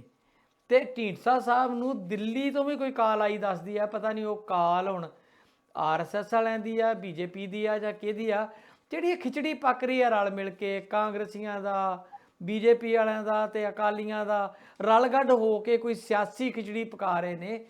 ਇਹਦੀ ਤਸਵੀਰ ਕਦੋਂ ਤੱਕ ਸਾਫ਼ ਹੋਏਗੀ ਤੇ ਕੀ ਤਸਵੀਰ ਬਣਦੀ ਤੁਸੀਂ ਦੇਖ ਰਹੇ ਹੋ? ਇਹਦੇ 'ਚ ਜੋ ਬ੍ਰਹਮਪੁਰਾ ਸਾਹਿਬ ਦੇ ਜਾਂ ਢੀਂਡਸਾ ਸਾਹਿਬ ਦੇ ਮਨ 'ਚ ਆ, ਮੈਨੂੰ ਲੱਗਦਾ ਇਹ ਆ ਭਈ ਜਿਹੜੀ ਜ਼ਮੀਨ ਅਕਾਲੀ ਦਲ ਬਾਦਲ ਕੋਲੋਂ ਖੁੱਸ ਗਈ ਆ, ਉਹ ਇਹ ਹਾਸਲ ਕਰਨ ਦੀ ਕੋਸ਼ਿਸ਼ ਕਰ ਰਹੇ ਆ। ਪਰੰਤੂ ਜਿਵੇਂ ਤੁਸੀਂ ਕਹਿੰਦੇ ਹੋ, ਮੈਂ ਤੁਹਾਡੇ ਨਾਲ ਬਿਲਕੁਲ ਸਹਿਮਤ ਹਾਂ ਭਈ ਇਹਨਾਂ ਦੋਨਾਂ ਲੀਡਰਾਂ ਦੀ ਬਤੌਰ ਲੀਡਰ, ਖਾਸ ਕਰਕੇ ਅਕਾਲੀ ਲੀਡਰ, ਇਹਨਾਂ ਦੀ ਕੋਈ ਕ੍ਰੈਡੀਬਿਲਿਟੀ ਨਹੀਂ ਹੈ। ਇਹਨਾਂ ਦਾ ਅੱਜ ਜੇ ਇਹ ਕਹਿਣ ਵੀ ਅਸੀਂ ਦੇਖੋ ਜੀ ਸਾਡੀ ਮੰਨੀ ਨਹੀਂ ਗਈ ਜੀ, ਸਾਡੀ ਕੋਈ ਸੁਣਦਾ ਨਹੀਂ ਸੀਗਾ, ਤੇ ਕਿੰਨਾ ਚਿਰ ਢੀਂਡਸਾ ਸਾਹਿਬ ਰਾਜ ਸਭਾ 'ਚ ਰਹੇ ਆ, ਮੰਤਰੀ ਵੀ ਰਹੇ ਆ, ਤੇ ਉਦੋਂ ਜਾਂ ਤਾਂ ਕਹਿੰਦੇ ਵੀ ਦੇਖੋ ਜੀ ਇਹ ਬਾਦਲ ਦੀ ਜਿਹੜੀ ਨੀਤੀ ਹੈ ਇਹ ਠੀਕ ਨਹੀਂ ਹੈ। ਇਸੇ ਤਰ੍ਹਾਂ ਬ੍ਰਹਮਪੁਰਾ ਸਾਹਿਬ ਨੂੰ ਇਸ ਗੱਲ ਦਾ ਵੀ ਦੁੱਖ ਹੈਗਾ ਢੀਂਡਸਾ ਸਾਹਿਬ ਵਾਂਗੂ ਕਿ ਭਈ ਹਰਸਿਮਰਤ ਬਾਦਲ ਜਿਹੜੀ ਹੈ ਇਹਨਾਂ ਨਾਲੋਂ ਬਹੁਤ ਜੂਨੀਅਰ ਸੀਗੀ ਤੇ ਉਹਨੂੰ ਮੰਤਰੀ ਬਣਾਇਆ ਗਿਆ। ਪਰ ਇਹ ਵਿਸ ਭਾਵੇਂ ਘੋਲਦੇ ਰਹੇ ਪਰ ਅੰਦਰ ਹੀ ਰਹੇ, ਇਹਨਾਂ ਨੇ ਕੋਈ ਇਸ ਕਿਸਮ ਦੀ ਕੋਸ਼ਿਸ਼ ਨਹੀਂ ਕੀਤੀ ਕਿ ਇਹ ਅਕਾਲੀ ਸਫਾਂ ਦੇ ਵਿੱਚ ਜਾ ਕੇ ਕੋਈ ਗੱਲ ਕਰਦੇ। ਇਸ ਕਰਕੇ ਇੱਕ ਤਾਂ ਇਹ ਆ ਵੀ ਇਹਨਾਂ ਦੀ ਉਮਰ ਹੀ ਇੰਨੀ ਜ਼ਿਆਦਾ ਹੈਗੀ ਆ ਦੋਨਾਂ ਦੀ, ਬਈ ਇਹ ਵਾਕਿਆ ਹੀ ਚੱਲੇ ਹੋਏ ਕਾਰਤੂਸ ਆ। ਲੀਡਰ ਦੀ ਮੋਬਿਲਿਟੀ ਵੀ ਤਾਂ ਹੋਣੀ ਚਾਹੀਦੀ ਆ ਨਾ। ਤੇ ਅਗਲੀ ਗੱਲ ਇਹ ਆ ਕਿ ਥੱਲੇ ਕੋਈ ਜਥੇਬੰਦਕ ਢਾਂਚਾ ਹੈ ਨਹੀਂਗਾ। ਜ਼ਿਲ੍ਹਿਆਂ ਦੇ ਵਿੱਚ ਜਿਹੜੇ ਜ਼ਿਲ੍ਹਾ ਜਥੇਦਾਰ ਆ ਜਾਂ ਸਰਕਲ ਜਥੇਦਾਰ ਆ, ਉਸ ਨਾਂ ਦੀ ਕੋਈ ਚੀਜ਼ ਨਹੀਂ ਹੈ। ਅਜੇ ਇਹ ਜਿਹੜਾ ਅਕਾਲੀ ਦਲ ਸੰਯੁਕਤ ਅਕਾਲੀ ਦਲ ਬਣਿਆ, ਇਹ ਅਜੇ ਹਵਾ 'ਚ ਹੀ ਆ, ਅਜੇ ਉੱਤੇ ਉੱਤੇ ਤੁਰਿਆ ਫਿਰਦਾ। ਤੇ ਦੂਜੇ ਬੰਨੇ ਇਹ ਆ ਬਈ ਇਹਨਾਂ ਨੂੰ ਖੋਈ ਹੋਈ ਗਰਾਊਂਡ ਹਾਸਲ ਹੋਣ ਦੀ ਕੋਈ ਸੰਭਾਵਨਾ ਬਹੁਤੀ ਨਹੀਂ, ਕਿਉਂਕਿ ਜਿਹੜਾ ਪੰਥਕ ਏਜੰਡਾ ਆ ਉਹ ਇਸ ਵੇਲੇ ਜੇ ਅੱਜ ਦੀ ਤਰੀਕ 'ਚ ਵੇਖੀਏ ਤੇ ਉਹਦਾ ਜਿਹੜਾ ਆਗੂ ਆ ਉਹ ਕਾਂਗਰਸ ਦਾ ਮੰਤਰੀ ਸੁਖਜਿੰਦਰ ਸਿੰਘ ਰੰਧਾਵਾ ਆ, ਜਿਹੜਾ ਇਹ ਕਹਿੰਦਾ ਵੀ ਮੈਂ ਜਿਹੜੀ ਬਰਗਾੜੀ ਵਾਲੀ ਗੱਲ ਹੋਈ ਜਾਂ ਕੋਟਕਪੂਰਾ ਗੋਲੀ ਕਾਂਡ ਹੋਇਆ ਜਾਂ ਬਹਿਬਲ ਕਲਾਮ ਵਾਲਾ ਹੋਇਆ, ਉਹ ਇਸ ਵੇਲੇ ਪੰਥਕ ਏਜੰਡਾ ਜਿਹੜਾ ਹੈਗਾ ਉਹ ਸੁਖਜਿੰਦਰ ਸਿੰਘ ਰੰਧਾਵੇ ਕੋਲ ਆ। ਔਰ ਉਹ ਜਦੋਂ ਕਹਿੰਦਾ ਆ ਬਈ ਮੈਂ ਜੇਲ੍ਹ ਜਾਣ ਤੋਂ ਵੀ ਨਹੀਂ ਡਰਦਾ, ਮੈਨੂੰ ਮੰਤਰੀ ਪੁਣੇ ਦੀ ਵੀ ਨਹੀਂ ਪਰਵਾਹ ਹੈਗੀ, ਤੇ ਜਦੋਂ ਮੇਰੇ ਘਰ ਦੇ ਸਾਹਮਣੇ ਆ ਕੇ ਤੇ ਜਿਹੜੇ ਕੀਰਤਨੀਏ ਸੀ ਉਹਨਾਂ ਨੇ ਪੜ੍ਹਿਆ ਭਾਈ ਗੁਰਦਾਸ ਦਾ ਕਿ ਕੁੱਤਾ ਰਾਜ ਬਹਾਲੀਏ ਫਿਰ ਚੱਕੀ ਚੱਟੇ, ਤੇ ਉਹਦੇ ਤੋਂ ਕਹਿੰਦਾ ਮੈਂ ਪ੍ਰਭਾਵਿਤ ਹੋਇਆ ਵਾਂ ਵੀ ਅਸੀਂ ਪੰਥ ਲਈ ਕੁਛ ਨਹੀਂ ਕਰ ਰਹੇ। ਔਰ ਉਹ ਕਾਂਗਰਸੀਆਂ ਦੇ ਵਿੱਚ ਇੱਕ ਵਾਹਦ ਬੰਦਾ ਆ ਜਿਹੜਾ ਅੰਮ੍ਰਿਤਧਾਰੀ ਆ। ਔਰ ਜਿਹੜਾ ਬਹਿਬਲ ਕਲਾਂ ਗੋਲੀ ਕਾਂਡ ਆ ਜਾਂ ਮਤਲਬ ਇਹ ਆਪਣਾ ਕੋਟਕਪੂਰੇ ਵਾਲਾ ਹੈਗਾ, ਉਹਦੇ ਵਿੱਚ ਇਸ ਵੇਲੇ ਉਹਦੀ ਕ੍ਰੈਡੀਬਿਲਿਟੀ ਵੱਧ ਹੈਗੀ ਆ। ਔਰ ਸ਼ਾਇਦ ਬਹੁਤੇ ਲੋਕਾਂ ਨੂੰ ਪਤਾ ਨਹੀਂਗਾ ਕਿ ਉਹ ਆਮ ਕਰਕੇ ਜਿਹੜੇ ਸਾਡੇ ਬਹੁਤੇ ਮੰਤਰੀ ਜਾਂ ਲੀਡਰ ਆ ਉਹ ਅੰਮ੍ਰਿਤ ਵੀ ਛਕਦੇ ਆ ਤੇ ਗਾਤਰਾ ਵੀ ਪਾਉਂਦੇ ਆ, ਤੇ ਜਦੋਂ ਕੋਈ ਵਿਆਹ ਸ਼ਾਦੀ ਹੁੰਦਾ ਤੇ ਗੱਡੀਆਂ ਦੇ ਵਿੱਚ ਲੁੱਕ ਕੇ ਪੰਜ ਰਤਨੀ ਜਿਹੜੀ ਆ ਉਹ ਵੀ ਛਕ ਲੈਂਦੇ ਆ।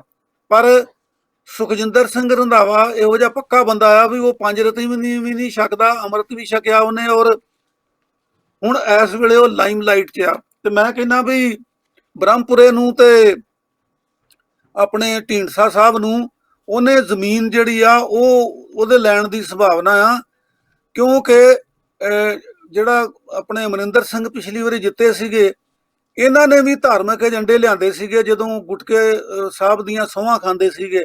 ਸੋ ਇਸ ਵੇਲੇ ਮੈਂ ਸਮਝਣਾ ਵੀ ਜਿਹੜਾ ਅਕਾਲੀ ਦਲ ਆ ਨਾ ਉਹ ਖਿਲ ਰਿਹਾ ਹੈਗਾ, ਉਹਨੂੰ ਇਕੱਠਾ ਕਰਨਾ ਮੁਸ਼ਕਿਲ ਆ।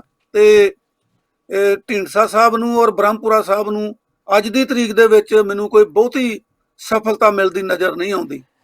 ਕਾਲੋ ਸਾਹਿਬ, ਅਗਲੀ ਖਬਰ ਆਪਾਂ ਕਰਨੀ ਆ ਕਾਂਗਰਸ ਦੀ ਪਾਟੋ ਧਾੜ ਜਿਹੜੀ ਹੋਈ ਉੱਤੇ, ਪਰ ਉਸ ਤੋਂ ਪਹਿਲਾਂ ਇੱਕ ਮੈਸੇਜ ਮੈਂ ਦੇਣਾ ਚਾਹੁੰਦਾ ਆ ਕਿ ਇੱਕ ਇੰਟਰਨੈਸ਼ਨਲ ਕਵੀ ਦਰਬਾਰ ਰੱਖਿਆ ਜਿਹਦੀ ਮੈਨੇਜਮੈਂਟ ਵਿੱਚ ਤੁਸੀਂ ਵੀ ਸ਼ਾਮਲ ਹੋ। ਉਹਦਾ ਪੋਸਟਰ ਅਸੀਂ ਦਿਖਾ ਰਹੇ ਹਾਂ ਜੀ ਆਪਣੇ ਸਕਰੀਨ ਦੇ ਉੱਤੇ। ਇਹਦੇ ਬਾਰੇ ਤੁਸੀਂ ਥੋੜ੍ਹੀ ਜਿਹੀ ਗੱਲਬਾਤ ਜੇ ਸਾਡੇ ਦਰਸ਼ਕਾਂ ਤੱਕ ਪਹੁੰਚਾਉਣੀ ਹੋਵੇ ਕਿ ਇਹ ਕਿਸ ਤਰ੍ਹਾਂ ਦਾ ਕਵੀ ਦਰਬਾਰ ਆ, ਕਿਸ ਤਰ੍ਹਾਂ ਹੋਏਗਾ, ਕਿੰਨੇ ਵਜੇ ਤੋਂ ਕਿੰਨੇ ਵਜੇ ਤੱਕ ਹੋਣਾ ਆ, ਤੇ ਆਪਾਂ ਆਪਣੀ ਟੀਮ ਨੇ ਫੈਸਲਾ ਕੀਤਾ ਹੈ ਕਿ ਇਹਦੀ ਅਸੀਂ ਲਾਈਵ ਟੈਲੀਕਾਸਟ ਵੀ ਕਰਾਂਗੇ। ਸੋ ਇਹਦੇ ਬਾਰੇ ਜਾਣਕਾਰੀ ਤੁਸੀਂ ਵਧੇਰੇ ਦੇ ਸਕਦੇ ਹੋ ਤਾਂ ਥੋੜ੍ਹੀ ਜਿਹੀ ਉਹ ਦੇ ਦਿਓ ਤੇ ਬਹੁਤ ਚੰਗਾ ਰਹੇਗਾ।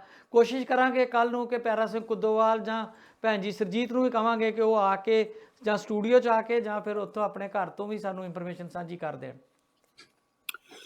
ਇਹ ਜੀ ਗਿੱਲ ਸਾਹਿਬ ਅੰਤਰਰਾਸ਼ਟਰੀ ਸਾਹਿਤਕ ਸਾਂਝਾ ਨਾਂ ਦੀ ਇੱਕ ਸੰਸਥਾ ਆ, ਤੇ ਉਹਨੇ ਮਾਂ ਦਿਵਸ ਨੂੰ ਸਮਰਪਿਤ ਕਾਵਿ ਮਿਲਣੀ ਜਿਹੜੀ ਆ ਉਹ 23 ਮਈ ਨੂੰ ਦਿਨ ਐਤਵਾਰ ਨੂੰ ਕੈਨੇਡਾ ਦੇ ਹਿਸਾਬ ਨਾਲ ਸਵੇਰੇ 10 ਵਜੇ ਤੇ ਇੰਡੀਆ ਦੇ ਹਿਸਾਬ ਨਾਲ ਸ਼ਾਮ 7:30 ਵਜੇ ਇਹ ਜਾਨੀ ਜ਼ੂਮ ਕਵੀ ਦਰਬਾਰ ਕਰਨਾ ਹੈਗਾ। ਇਹਦੀ ਮੁੱਖ ਪ੍ਰਬੰਧਕ ਜਿਹੜੀ ਆ ਜੀ ਉਹ ਹੈ ਰਮਿੰਦਰ ਵਾਲੀਆ ਜੀ, ਔਰ ਪ੍ਰਬੰਧਕ ਤੇ ਮੁੱਖ ਸੰਚਾਲਕ ਸਾਡੀ ਕਵਿੱਤਰੀ ਜਿਹੜੀ ਆ ਟੋਰਾਂਟੋ ਦੀ ਉਹ ਹੈ ਸੁਰਜੀਤ ਕੌਰ, ਤੇ ਪ੍ਰਧਾਨਗੀ ਮੰਡਲ ਦੇ ਵਿੱਚ ਡਾਕਟਰ ਉਮਿੰਦਰ ਜੌਲ ਜਿਹੜੇ ਜਲੰਧਰ ਦੇ ਵਿਦਵਾਨ ਨੇ ਔਰ ਦੁਆਬਾ ਕਾਲਜ ਦੇ ਵਿੱਚ ਪੰਜਾਬੀ ਵਿਭਾਗ ਦੇ ਮੁਖੀ ਨੇ ਜਲੰਧਰ ਦੇ ਵਿੱਚ, ਤੇ ਨਾਲ ਉਹਨਾਂ ਦੇ ਹੋਣਾ ਅਰਤਿੰਦਰ ਸੰਧੂ ਨੇ ਜੋ ਇੱਕ ਮੈਗਜ਼ੀਨ ਵੀ ਕੱਢਦੇ ਹੈਗੇ ਜੀ ਆ ਅੰਮ੍ਰਿਤਸਰ ਤੋਂ ਅੰਮ੍ਰਿਤਸਰ ਨੇ, ਤੋਂ, ਮੈਂ ਉਹ ਸ਼ਾਮਲ। ਠੀਕ ਹੈ, ਹਾਂਜੀ ਹਾਂਜੀ ਅੰਮ੍ਰਿਤਸਰ ਤੋਂ ਨੇ ਅਤਿੰਦਰ ਸੰਧੂ ਹੋਰੀ ਹਾਂਜੀ, ਵੀ। ਅੰਮ੍ਰਿਤਸਰ ਤੋਂ ਹਾਂਜੀ ਨੇ, ਉਹ ਹਾਂਜੀ ਸ਼ਾਮਲ ਹੋਣਗੇ। ਔਰ ਇੱਕ ਪ੍ਰੋਫੈਸਰ ਜਗੀਰ ਸਿੰਘ ਕਾਲੋਂ ਵੀ ਪ੍ਰਧਾਨਗੀ ਮੰਦਰ ਦੇ ਵਿੱਚ ਸ਼ਾਮਲ ਹੋਣਗੇ। ਔਰ ਅੰਤਰਰਾਸ਼ਟਰੀ ਪੱਧਰ ਦੇ ਜਿਹੜੇ ਕਵੀ ਆ, ਘੱਟੋ ਘੱਟ 8 ਕਵੀ ਜਿਹੜੇ ਹੈਗੇ ਆ, ਉਹ ਆਪਣੀਆਂ ਰਚਨਾਵਾਂ ਸੁਣਾਉਣਗੇ। ਤੇ ਇਹਦੇ ਵਿੱਚ ਇਹਦਾ ਸਾਡੀ ਜਿਹੜੀ ਟੀਮ ਹੈਗੀ ਆ ਪੰਜਾਬੀ ਦੁਨੀਆ ਦੀ, ਉਹਦੇ ਵੱਲੋਂ ਪਹਿਲਾਂ ਹੀ ਇਹ ਤੈਅ ਕੀਤਾ ਗਿਆ ਆ ਵੀ ਇਹ ਮਾਂ ਦਿਵਸ ਨੂੰ ਸਮਰਪਿਤ ਜਿਹੜਾ ਕਵੀ ਦਰਬਾਰ ਆ, ਇਹਦਾ ਅਸੀਂ ਲਾਈਵ ਟੈਲੀਕਾਸਟ ਕਰਾਂਗੇ। ਤੇ ਇਹਦੇ ਵਿੱਚ ਅਸੀਂ ਉਮੀਦ ਕਰਦੇ ਹਾਂ ਕਿ ਅਪੀਲ ਵੀ ਕਰਦੇ ਹਾਂ ਕਿ ਜਿਹੜੇ ਸਾਹਿਤਕ ਰੁਚੀਆਂ ਰੱਖਣ ਵਾਲੇ ਆ, ਕਾਵਿਕ ਰੁਚੀਆਂ ਰੱਖਣ ਵਾਲੇ ਆ, ਉਹ ਜ਼ਰੂਰ 23 ਮਈ ਨੂੰ ਟੋਰਾਂਟੋ ਦੇ ਸਵੇਰੇ 10 ਵਜੇ ਦੇ ਸਮੇਂ ਮੁਤਾਬਕ ਸ਼ਾਮਲ ਹੋਣ ਜੀ। ਜੀ ਬਸ ਸਾਹਿਬ ਬਹੁਤ ਅੱਛਾ ਲੱਗਦਾ ਜੀ, ਵਧੀਆ ਗੱਲ ਹੈ। ਪਰ ਕਈ ਵਾਰ ਕਵਿਤਾਵਾਂ ਜਿਹੜੀਆਂ ਉਹ ਸਾਰੇ ਜਿਹੜੇ ਭਾਵੇਂ ਸਾਹਿਤਕ ਰੁਚੀਆਂ ਹੋਣ ਵੀ ਉਹਨਾਂ ਦੀ ਸਮਝ 'ਚ ਘੱਟ ਪੈਂਦੀਆਂ ਨੇ। ਸੰਖੇਪ ਤੇ ਸਰਲ ਭਾਸ਼ਾ 'ਚ ਕਵਿਤਾਵਾਂ ਹੋਣ ਤੇ ਜਿਹੜਾ ਵਿਸ਼ਾ ਰੱਖਿਆ ਹੋਵੇ ਉਹਦੇ ਆਲੇ ਦੁਆਲੇ ਹੋਣ ਤੇ ਬਹੁਤ ਵਧੀਆ ਉਹਦਾ ਮੈਸੇਜ ਜਿਹੜਾ ਉਹ ਜਾ ਸਕਦਾ ਹੈ। ਸੋ ਅਸੀਂ ਉਮੀਦ ਕਰਾਂਗੇ ਕਿ ਜਿਹੜੇ ਕਵੀ ਵਿੱਚ ਸ਼ਾਮਲ ਹੋਣ ਵਾਲੇ ਨੇ ਉਹ ਸਾਹਿਤਕ ਰੁਚੀਆਂ ਜ਼ਰੂਰ ਰੱਖਣ, ਪਰ ਇੰਨੇ ਭਾਰੇ ਭਾਰੇ ਜਾਂ ਇਸ ਤਰ੍ਹਾਂ ਦੇ ਬੋਲ ਨਾ ਹੋਣ ਵੀ ਜਿਹੜੇ ਆਮ ਸਾਡੇ ਵਰਗੇ ਸਰੋਤਿਆਂ ਨੂੰ ਜਾਂ ਪਾਠਕਾਂ ਨੂੰ ਸਮਝ ਹੀ ਨਾ ਆਉਣ। ਇਸ ਕਰਕੇ ਕਵਿਤਾ 'ਚੋਂ ਕਈ ਵਾਰ ਰੁਚੀ ਜਿਹੜੀ ਆ ਉਹ ਫਿਰ ਇਸ ਤਰ੍ਹਾਂ ਆਮ ਜਨਤਾ ਦੀ ਘਟ ਜਾਂਦੀ ਆ, ਤੇ ਫਿਰ ਐਂ ਲੱਗਦਾ ਉਹ ਜਿਹੜੀ ਕਲਾ ਲਈ ਹੁੰਦੀ ਹੈ ਨਾ, ਉਹੋ ਜਿਹੀ ਗੱਲ ਲੱਗਦੀ ਆ ਕਿ ਜਿਹੜੇ 4 ਕਵੀ ਪਾਰਟੀਸਪੇਟ ਕਰ ਰਹੇ ਉਹ ਇੰਜੋਏ ਕਰ ਰਹੇ ਆ। ਮੈਂ ਜੀ ਜਿਹੜੇ ਰੁਚੀ ਵਾਲੇ ਆ ਨਾ, ਉਹ ਮੈਂ ਸਰੋਤਿਆਂ ਦੀ ਗੱਲ ਕੀਤੀ ਹੈ। ਜਿਹੜੇ ਕਵੀ ਆ ਉਹਨਾਂ ਨੂੰ ਤੇ ਅਸੀਂ ਬੇਨਤੀ ਕਰਾਂਗੇ ਭਈ ਉਹ ਵਿਸ਼ੇ ਦੇ ਦੁਆਲੇ ਹੋਣ ਤੇ ਸਮਝ ਆਉਣ ਵਾਲੀਆਂ ਹੋਣ। ਮੈਂ ਤੁਹਾਡੇ ਨਾਲ ਬਿਲਕੁਲ ਸਹਿਮਤ ਹਾਂ ਕਿ ਜਿਹੜੀ ਚੀਜ਼ ਸਾਨੂੰ ਸਮਝ ਨਹੀਂ ਆਉਂਦੀ, ਸਾਡੇ ਨਾਲ ਸੰਬੰਧਿਤ ਨਹੀਂ ਹੈ, ਤੇ ਉਹਦੇ ਵਿੱਚ ਸਾਡੀ ਦਿਲਚਸਪੀ ਨਹੀਂ ਹੁੰਦੀ, ਪਰੰਤੂ ਅਸੀਂ ਕੋਸ਼ਿਸ਼ ਕਰਾਂਗੇ, ਪ੍ਰਬੰਧਕਾਂ ਨੂੰ ਬੇਨਤੀ ਕਰਾਂਗੇ ਪਰ ਵਿਸ਼ਾ ਕਿ ਵਿਸ਼ਾ ਤੇ ਮਾਂ ਸਾਰਿਆਂ ਲਈ ਆ ਨਾ ਜੀ, ਮਾਂ ਦਿਵਸ ਨੂੰ ਕਰ ਰਹੇ ਤੇ ਵਿਸ਼ਾ ਤੇ ਬਹੁਤ ਸੋਹਣਾ ਆ, ਪਰ ਵਿਸ਼ੇ ਦੇ ਜੀ ਆਲੇ ਦੁਆਲੇ ਸੰਕੇਤਕ ਤੇ ਸਾਹਿਤਕ ਭਾਸ਼ਾ ਜ਼ਰੂਰ ਹੋਵੇ, ਪਰ ਇੰਨੀ ਕੁ ਔਖੀ ਨਾ ਹੋਵੇ ਵੀ ਉਹ ਸਿਰ ਦੇ ਉੱਤੋਂ ਦੀ ਲੰਘ ਜਾਵੇ। ਮੇਰਾ ਆਪਣਾ ਨਿੱਜੀ ਤਜਰਬਾ ਜੀ, ਮੈਂ ਤਾਂ ਕਰਕੇ ਕਹਿ ਰਿਹਾ। ਨਹੀਂ, ਅਸੀਂ ਉਹਨਾਂ ਨੂੰ, ਪ੍ਰਬੰਧਕਾਂ ਨੂੰ ਬੇਨਤੀ ਕਰਾਂਗੇ ਜੀ ਕਿ ਸਿਰ ਦੇ ਉੱਤੋਂ ਲੰਘਣ ਵਾਲੀਆਂ ਜਿਹੜੀਆਂ ਉੱਥੇ ਰਚਨਾਵਾਂ ਉਹ ਨਾ ਪੇਸ਼ ਕੀਤੀਆਂ ਜਾਣ। ਉਂਝ ਕੋਸ਼ਿਸ਼ ਹੋਏਗੀ ਕਿ ਬਈ ਵਿਸ਼ੇ ਦੇ ਨਾਲ ਸੰਬੰਧਿਤ ਹੋਣ। ਮਾਂ ਨਾਲੋਂ ਵੱਡਾ ਵਿਸ਼ਾ ਕਿਹੜਾ ਹੋ ਸਕਦਾ ਹੈ? ਮਾਂ ਦਾ ਰਿਸ਼ਤਾ ਜਿਹੜਾ ਹੈਗਾ ਉਹ ਸਭ ਤੋਂ ਉੱਤਮ ਰਿਸ਼ਤਾ ਹੈਗਾ ਜੀ, ਕਿ ਜਿਹਦੇ ਵਿੱਚ ਕੋਈ ਖੋਟ, ਕੋਈ ਰਲਾ ਨਹੀਂ ਹੁੰਦਾ। ਸਿਆਣੇ ਕਹਿੰਦੇ ਆ ਵੀ ਬਾਕੀ ਰਿਸ਼ਤਿਆਂ ਦੇ ਵਿੱਚ ਕਿਤੇ ਨਾ ਕਿਤੇ ਕੋਈ ਲਾਲਚ ਵੀ ਹੁੰਦਾ, ਕਿਤੇ ਖੋਟ ਵੀ ਹੁੰਦੀ ਆ, ਕਿਤੇ ਰਲਾ ਵੀ ਹੁੰਦਾ, ਤੇ ਮਾਂ ਦਾ ਪਿਆਰ ਜਿਹੜਾ ਹੈ ਜੀ, ਜਿਹੜੀ ਮਮਤਾ ਹੈ, ਉਹ ਹਮੇਸ਼ਾ ਹੀ ਸੱਚੀ ਸੁੱਚੀ ਹੁੰਦੀ ਆ ਜੀ। ਗਿੱਲ ਸਾਹਿਬ ਬਿਲਕੁਲ ਠੀਕ ਹੈ। ਸੋ ਲਾਸਟ ਆਪਾਂ ਇੱਕ ਖਬਰ ਕਰਨੀ ਹੈ ਤੇ ਉਸ ਤੋਂ ਬਾਅਦ ਆਪਾਂ ਪ੍ਰੋਗਰਾਮ ਨੂੰ ਇੱਥੇ ਖਤਮ ਕਰਾਂਗੇ। ਫਿਰ ਸੁਸ਼ੀਲ ਦਸਾਂਝ ਨਾਲ ਨੇ ਜੁੜਨਾ ਵਾ ਕਾਲੋਂ ਸਾਹਿਬ। ਉਹ ਖਬਰ ਇਹ ਆ ਕਿ ਜਿਹੜੀ ਕਾਂਗਰਸ ਦੇ ਵਿੱਚ ਇਸ ਵੇਲੇ ਹਾਲਤ ਬਣੀ ਪਈ ਆ, ਉਹ ਲੱਗਦਾ ਕਿਤੇ ਨਾ ਕਿਤੇ ਕੈਪਟਨ ਵਰਗੇ ਘਾਗ ਲੀਡਰ ਦੇ ਵੀ ਜਿਹੜੀ ਕੁਰਸੀ ਆ ਉਹਦੇ ਪਾਵੇ ਜਿਹੜੇ ਆ ਉਹ ਚੀਂ ਕਰਨ ਲੱਗ ਪਿਆ, ਹਿੱਲਣ ਲੱਗ ਗਏ ਆ। ਤੇ ਜਿਸ ਤਰੀਕੇ ਨਾਲ ਲਗਾਤਾਰ ਤਾਬੜਤੋੜ ਮੀਟਿੰਗਾਂ ਹੋ ਰਹੀਆਂ ਨੇ, ਕੁਝ ਨਵੇਂ ਐਮਐਲਏ ਉਹਨਾਂ 'ਚ ਸ਼ਾਮਲ ਹੋ ਗਏ ਨੇ। ਕਿਹਾ ਜਾ ਰਿਹਾ ਕਿ 2-3 ਐਮਐਲਏ ਐਸੇ ਜਿਹੜੇ ਬਿਲਕੁਲ ਚੁੱਪ ਬੈਠੇ ਸੀ ਉਹ ਵੀ ਇਹਨਾਂ ਮੀਟਿੰਗਾਂ ਸ਼ਾਮਲ ਹੋਣੇ ਸ਼ੁਰੂ ਹੋ ਗਏ। ਉਹਦੇ ਪਿੱਛੇ ਸਿਆਸਤ ਤੇ ਭਾਵੇਂ ਕੋਈ ਹੋਵੇ, ਸਾਰੇ ਆਪੋ ਆਪਣਾ ਹਿੱਸਾ ਵੰਡਾਉਣ ਲਈ ਲੜ ਰਹੇ ਨੇ। ਜਿਵੇਂ ਪ੍ਰਤਾਪ ਬਾਜਵਾ ਦਾ ਦੱਸ ਰਿਹਾ ਸੀ ਕਿ ਉਹਨਾਂ ਕੋਲੋਂ ਖੋਇਆ ਗਿਆ ਸੀ, ਉਹ ਦੁਬਾਰਾ ਵਾਪਸ ਲੈਣਾ ਚਾਹੁੰਦੇ ਆ। ਇੱਕ ਪਿੱਛੇ ਜੇ ਫੀਲਰ ਛੱਡਿਆ ਗਿਆ ਸੀਗਾ ਬੀਜੇਪੀ ਵੱਲੋਂ ਕਿ ਪੰਜਾਬ ਦੀ 32-34% ਆਬਾਦੀ, ਆਪਾਂ ਅੱਗੇ ਵੀ ਇੱਕ ਦਿਨ ਗੱਲ ਕੀਤੀ ਸੀ, ਦਲਿਤ ਆ ਤੇ ਦਲਿਤ ਲੀਡਰਸ਼ਿਪ ਨੂੰ ਉਭਾਰਾਂਗੇ। ਤੇ ਇੱਥੋਂ ਮੇਰੇ ਖਿਆਲ ਕੋਈ ਕਿਸੇ ਸੂਚਨਾ ਦੀ ਕੰਨੀ ਫੜ ਕੇ ਬਹੁਤ ਸਾਰੇ ਦਲਿਤ ਲੀਡਰ ਜਿਨ੍ਹਾਂ 'ਚ ਚੰਨੀ ਸਾਹਿਬ ਆ, ਉਹ ਕਾਫੀ ਸਰਗਰਮ ਹੋਏ।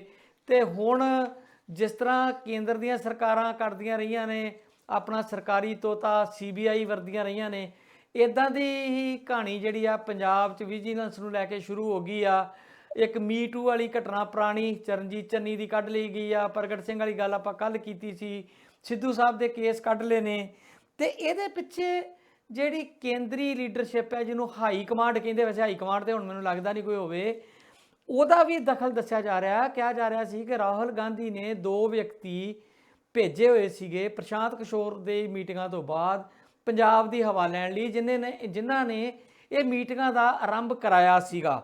ਤੇ ਹੁਣ ਇੱਕ ਖਬਰ ਇਹ ਆ ਰਹੀ ਆ ਕਿ ਇੱਕ ਸੁਨੇਹਾ ਆ ਗਿਆ ਜੀ, ਜਿਹੜਾ ਪੰਜਾਬ ਦਾ ਉਹਨਾਂ ਬਣਾਇਆ ਹੋਇਆ ਹਰੀਸ਼ ਸ਼ਾਇਦ ਉਹਨਾਂ ਦਾ ਨਾਂ, ਜਿਹੜੇ ਮੁੱਖ ਮੰਤਰੀ ਰਹੇ ਨੇ ਉੱਤਰਾਖੰਡ ਦੇ, ਜਿਨ੍ਹਾਂ ਨੇ ਪਿੱਛੇ ਕੋਸ਼ਿਸ਼ ਕੀਤੀ ਸੀ ਆਪਣੇ ਨਵਜੋਤ ਸਿੱਧੂ ਹੋਰਾਂ ਨੂੰ ਕੈਪਟਨ ਸਾਹਿਬ ਨਾਲ ਸੁਲ੍ਹਾ ਸਫਾਈ ਕਰਾਉਣ ਲਈ, ਉਹਨਾਂ ਨੇ ਵੀ ਸੰਕੇਤ ਦਿੱਤਾ ਹੈ ਕਿ ਤੁਸੀਂ ਮੀਟਿੰਗਾਂ ਨਾ ਕਰੋ। ਅੱਜ ਚੰਨੀ ਸਾਹਿਬ ਨੇ ਕੱਲ ਜਿਹੜਾ ਉੱਥੇ ਭਾਰਤ 'ਚ ਦਿਨ ਲੰਘਿਆ ਆ, 11 ਵਜੇ ਇੱਕ ਪ੍ਰੈਸ ਕਾਨਫਰੰਸ ਕਰਨੀ ਸੀ ਜਿਹੜੀ ਉਹਨਾਂ ਦੇ ਕਹਿਣ ਤੇ ਰੋਕ ਦਿੱਤੀ ਗਈ ਆ।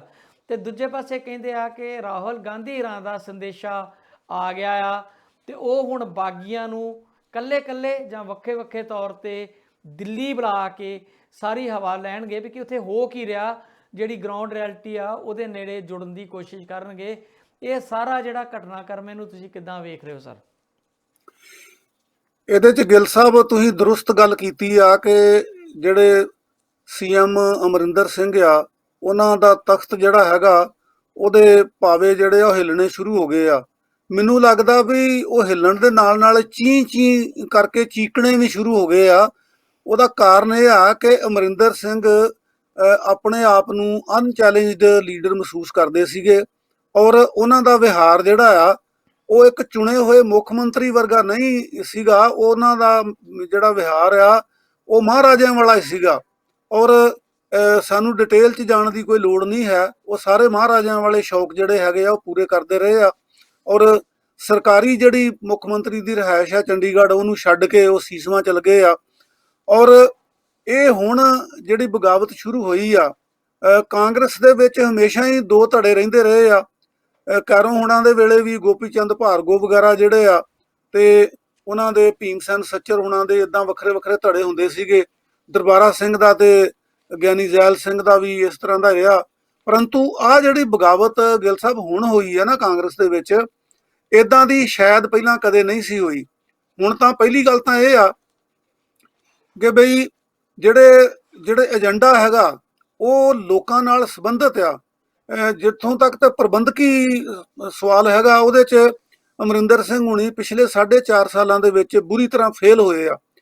ਜਿਹੜੇ ਗੁਣਗਾਨ ਕਰਕੇ ਇਹਨਾਂ ਦੇ ਜਾਂ ਜਿਹੜੀਆਂ ਗੱਲਾਂ ਕਰਕੇ ਇਹਨਾਂ ਨੂੰ ਲੋਕਾਂ ਨੇ ਚੁਣਿਆ ਸੀਗਾ, ਜਿਹੜਾ ਵੱਡਾ ਕਾਰਨ ਸੀਗਾ ਬਈ ਜੀ ਇਹ ਜਿਣਸ ਚੁੱਕ ਲੈਂਦੇ ਆ, ਇਹ ਪ੍ਰਬੰਧਕ ਬੜੇ ਵਧੀਆ ਆ, ਉਹ ਬਿਲਕੁਲ 4.5 ਸਾਲਾਂ ਦੇ ਵਿੱਚ ਮਨਫੀ ਰਿਹਾ ਹੈਗਾ।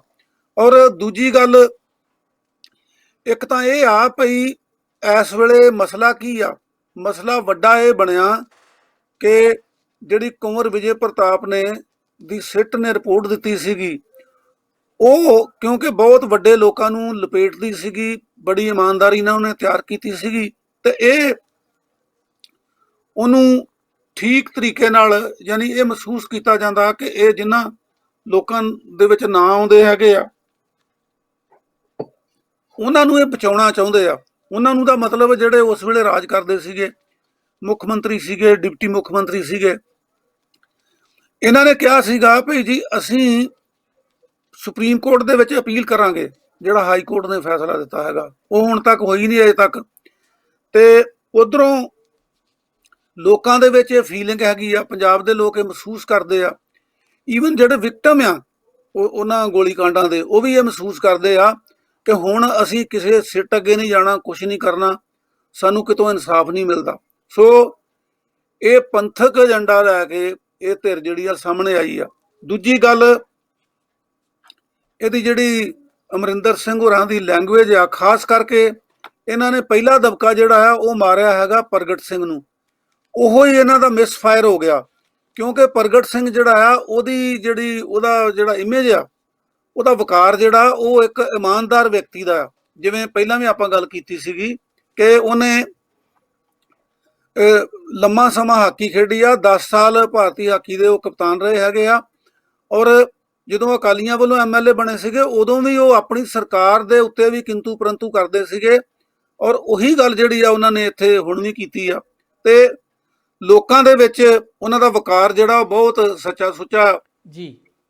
ਜਦੋਂ ਉਹਨਾਂ ਤੇ ਅਟੈਕ ਕੀਤਾ ਤੇ ਲੋਕ ਫੀਲ ਕਰਦੇ ਆ ਵੀ ਇਹ ਜਾਣ ਬੁੱਝ ਕੇ ਤੰਗ ਕਰਨ ਲਈ ਕੀਤਾ ਜਾ ਰਿਹਾ। ਹੁਣ ਜਿਹੜੀ ਚੰਨੀ ਵਾਲੀ ਗੱਲ ਹੈਗੀ ਆ ਉਹ ਘਟਨਾ ਹੈਗੀ 2018 ਦੀ ਤੇ ਹੁਣ ਹੈਗਾ 2021। 3 ਸਾਲ ਤਾਂ ਕੋਈ ਕਾਰਵਾਈ ਹੋਈ ਨਾ ਤੇ ਹੁਣ ਉਹ ਜਿਹੜੀ ਬੀਬੀ ਆ ਉਹ ਦੇਖੋ ਕੀ ਕਰਦੀ ਆ। ਉਹ ਕਹਿੰਦੀ ਆ ਵੀ ਆਖੇ ਮੈਂ ਜੇ ਮੇਰੀ ਗੱਲ ਨਾ ਮੰਨੀ ਗਈ ਤੇ ਮੈਂ ਭੁੱਖ ਹੜਤਾਲ ਕਰਾਂਗੀ, ਮੈਂ ਫਲਾਣਾ ਕਰਾਂਗੀ।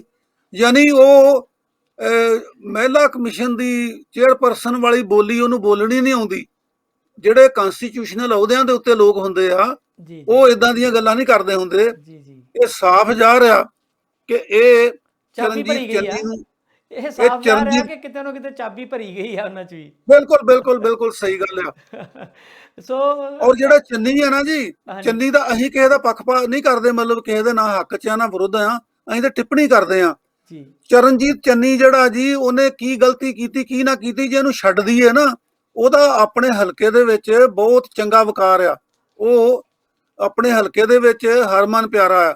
ਔਰ ਹੁਣ ਜਦੋਂ ਉਹਦੇ ਤੇ ਅਟੈਕ ਹੁੰਦਾ ਆ ਤਾਂ ਮਹਾਰਾਜੇ ਨੂੰ ਡਬਲ ਨੁਕਸਾਨ ਹੁੰਦਾ ਆ।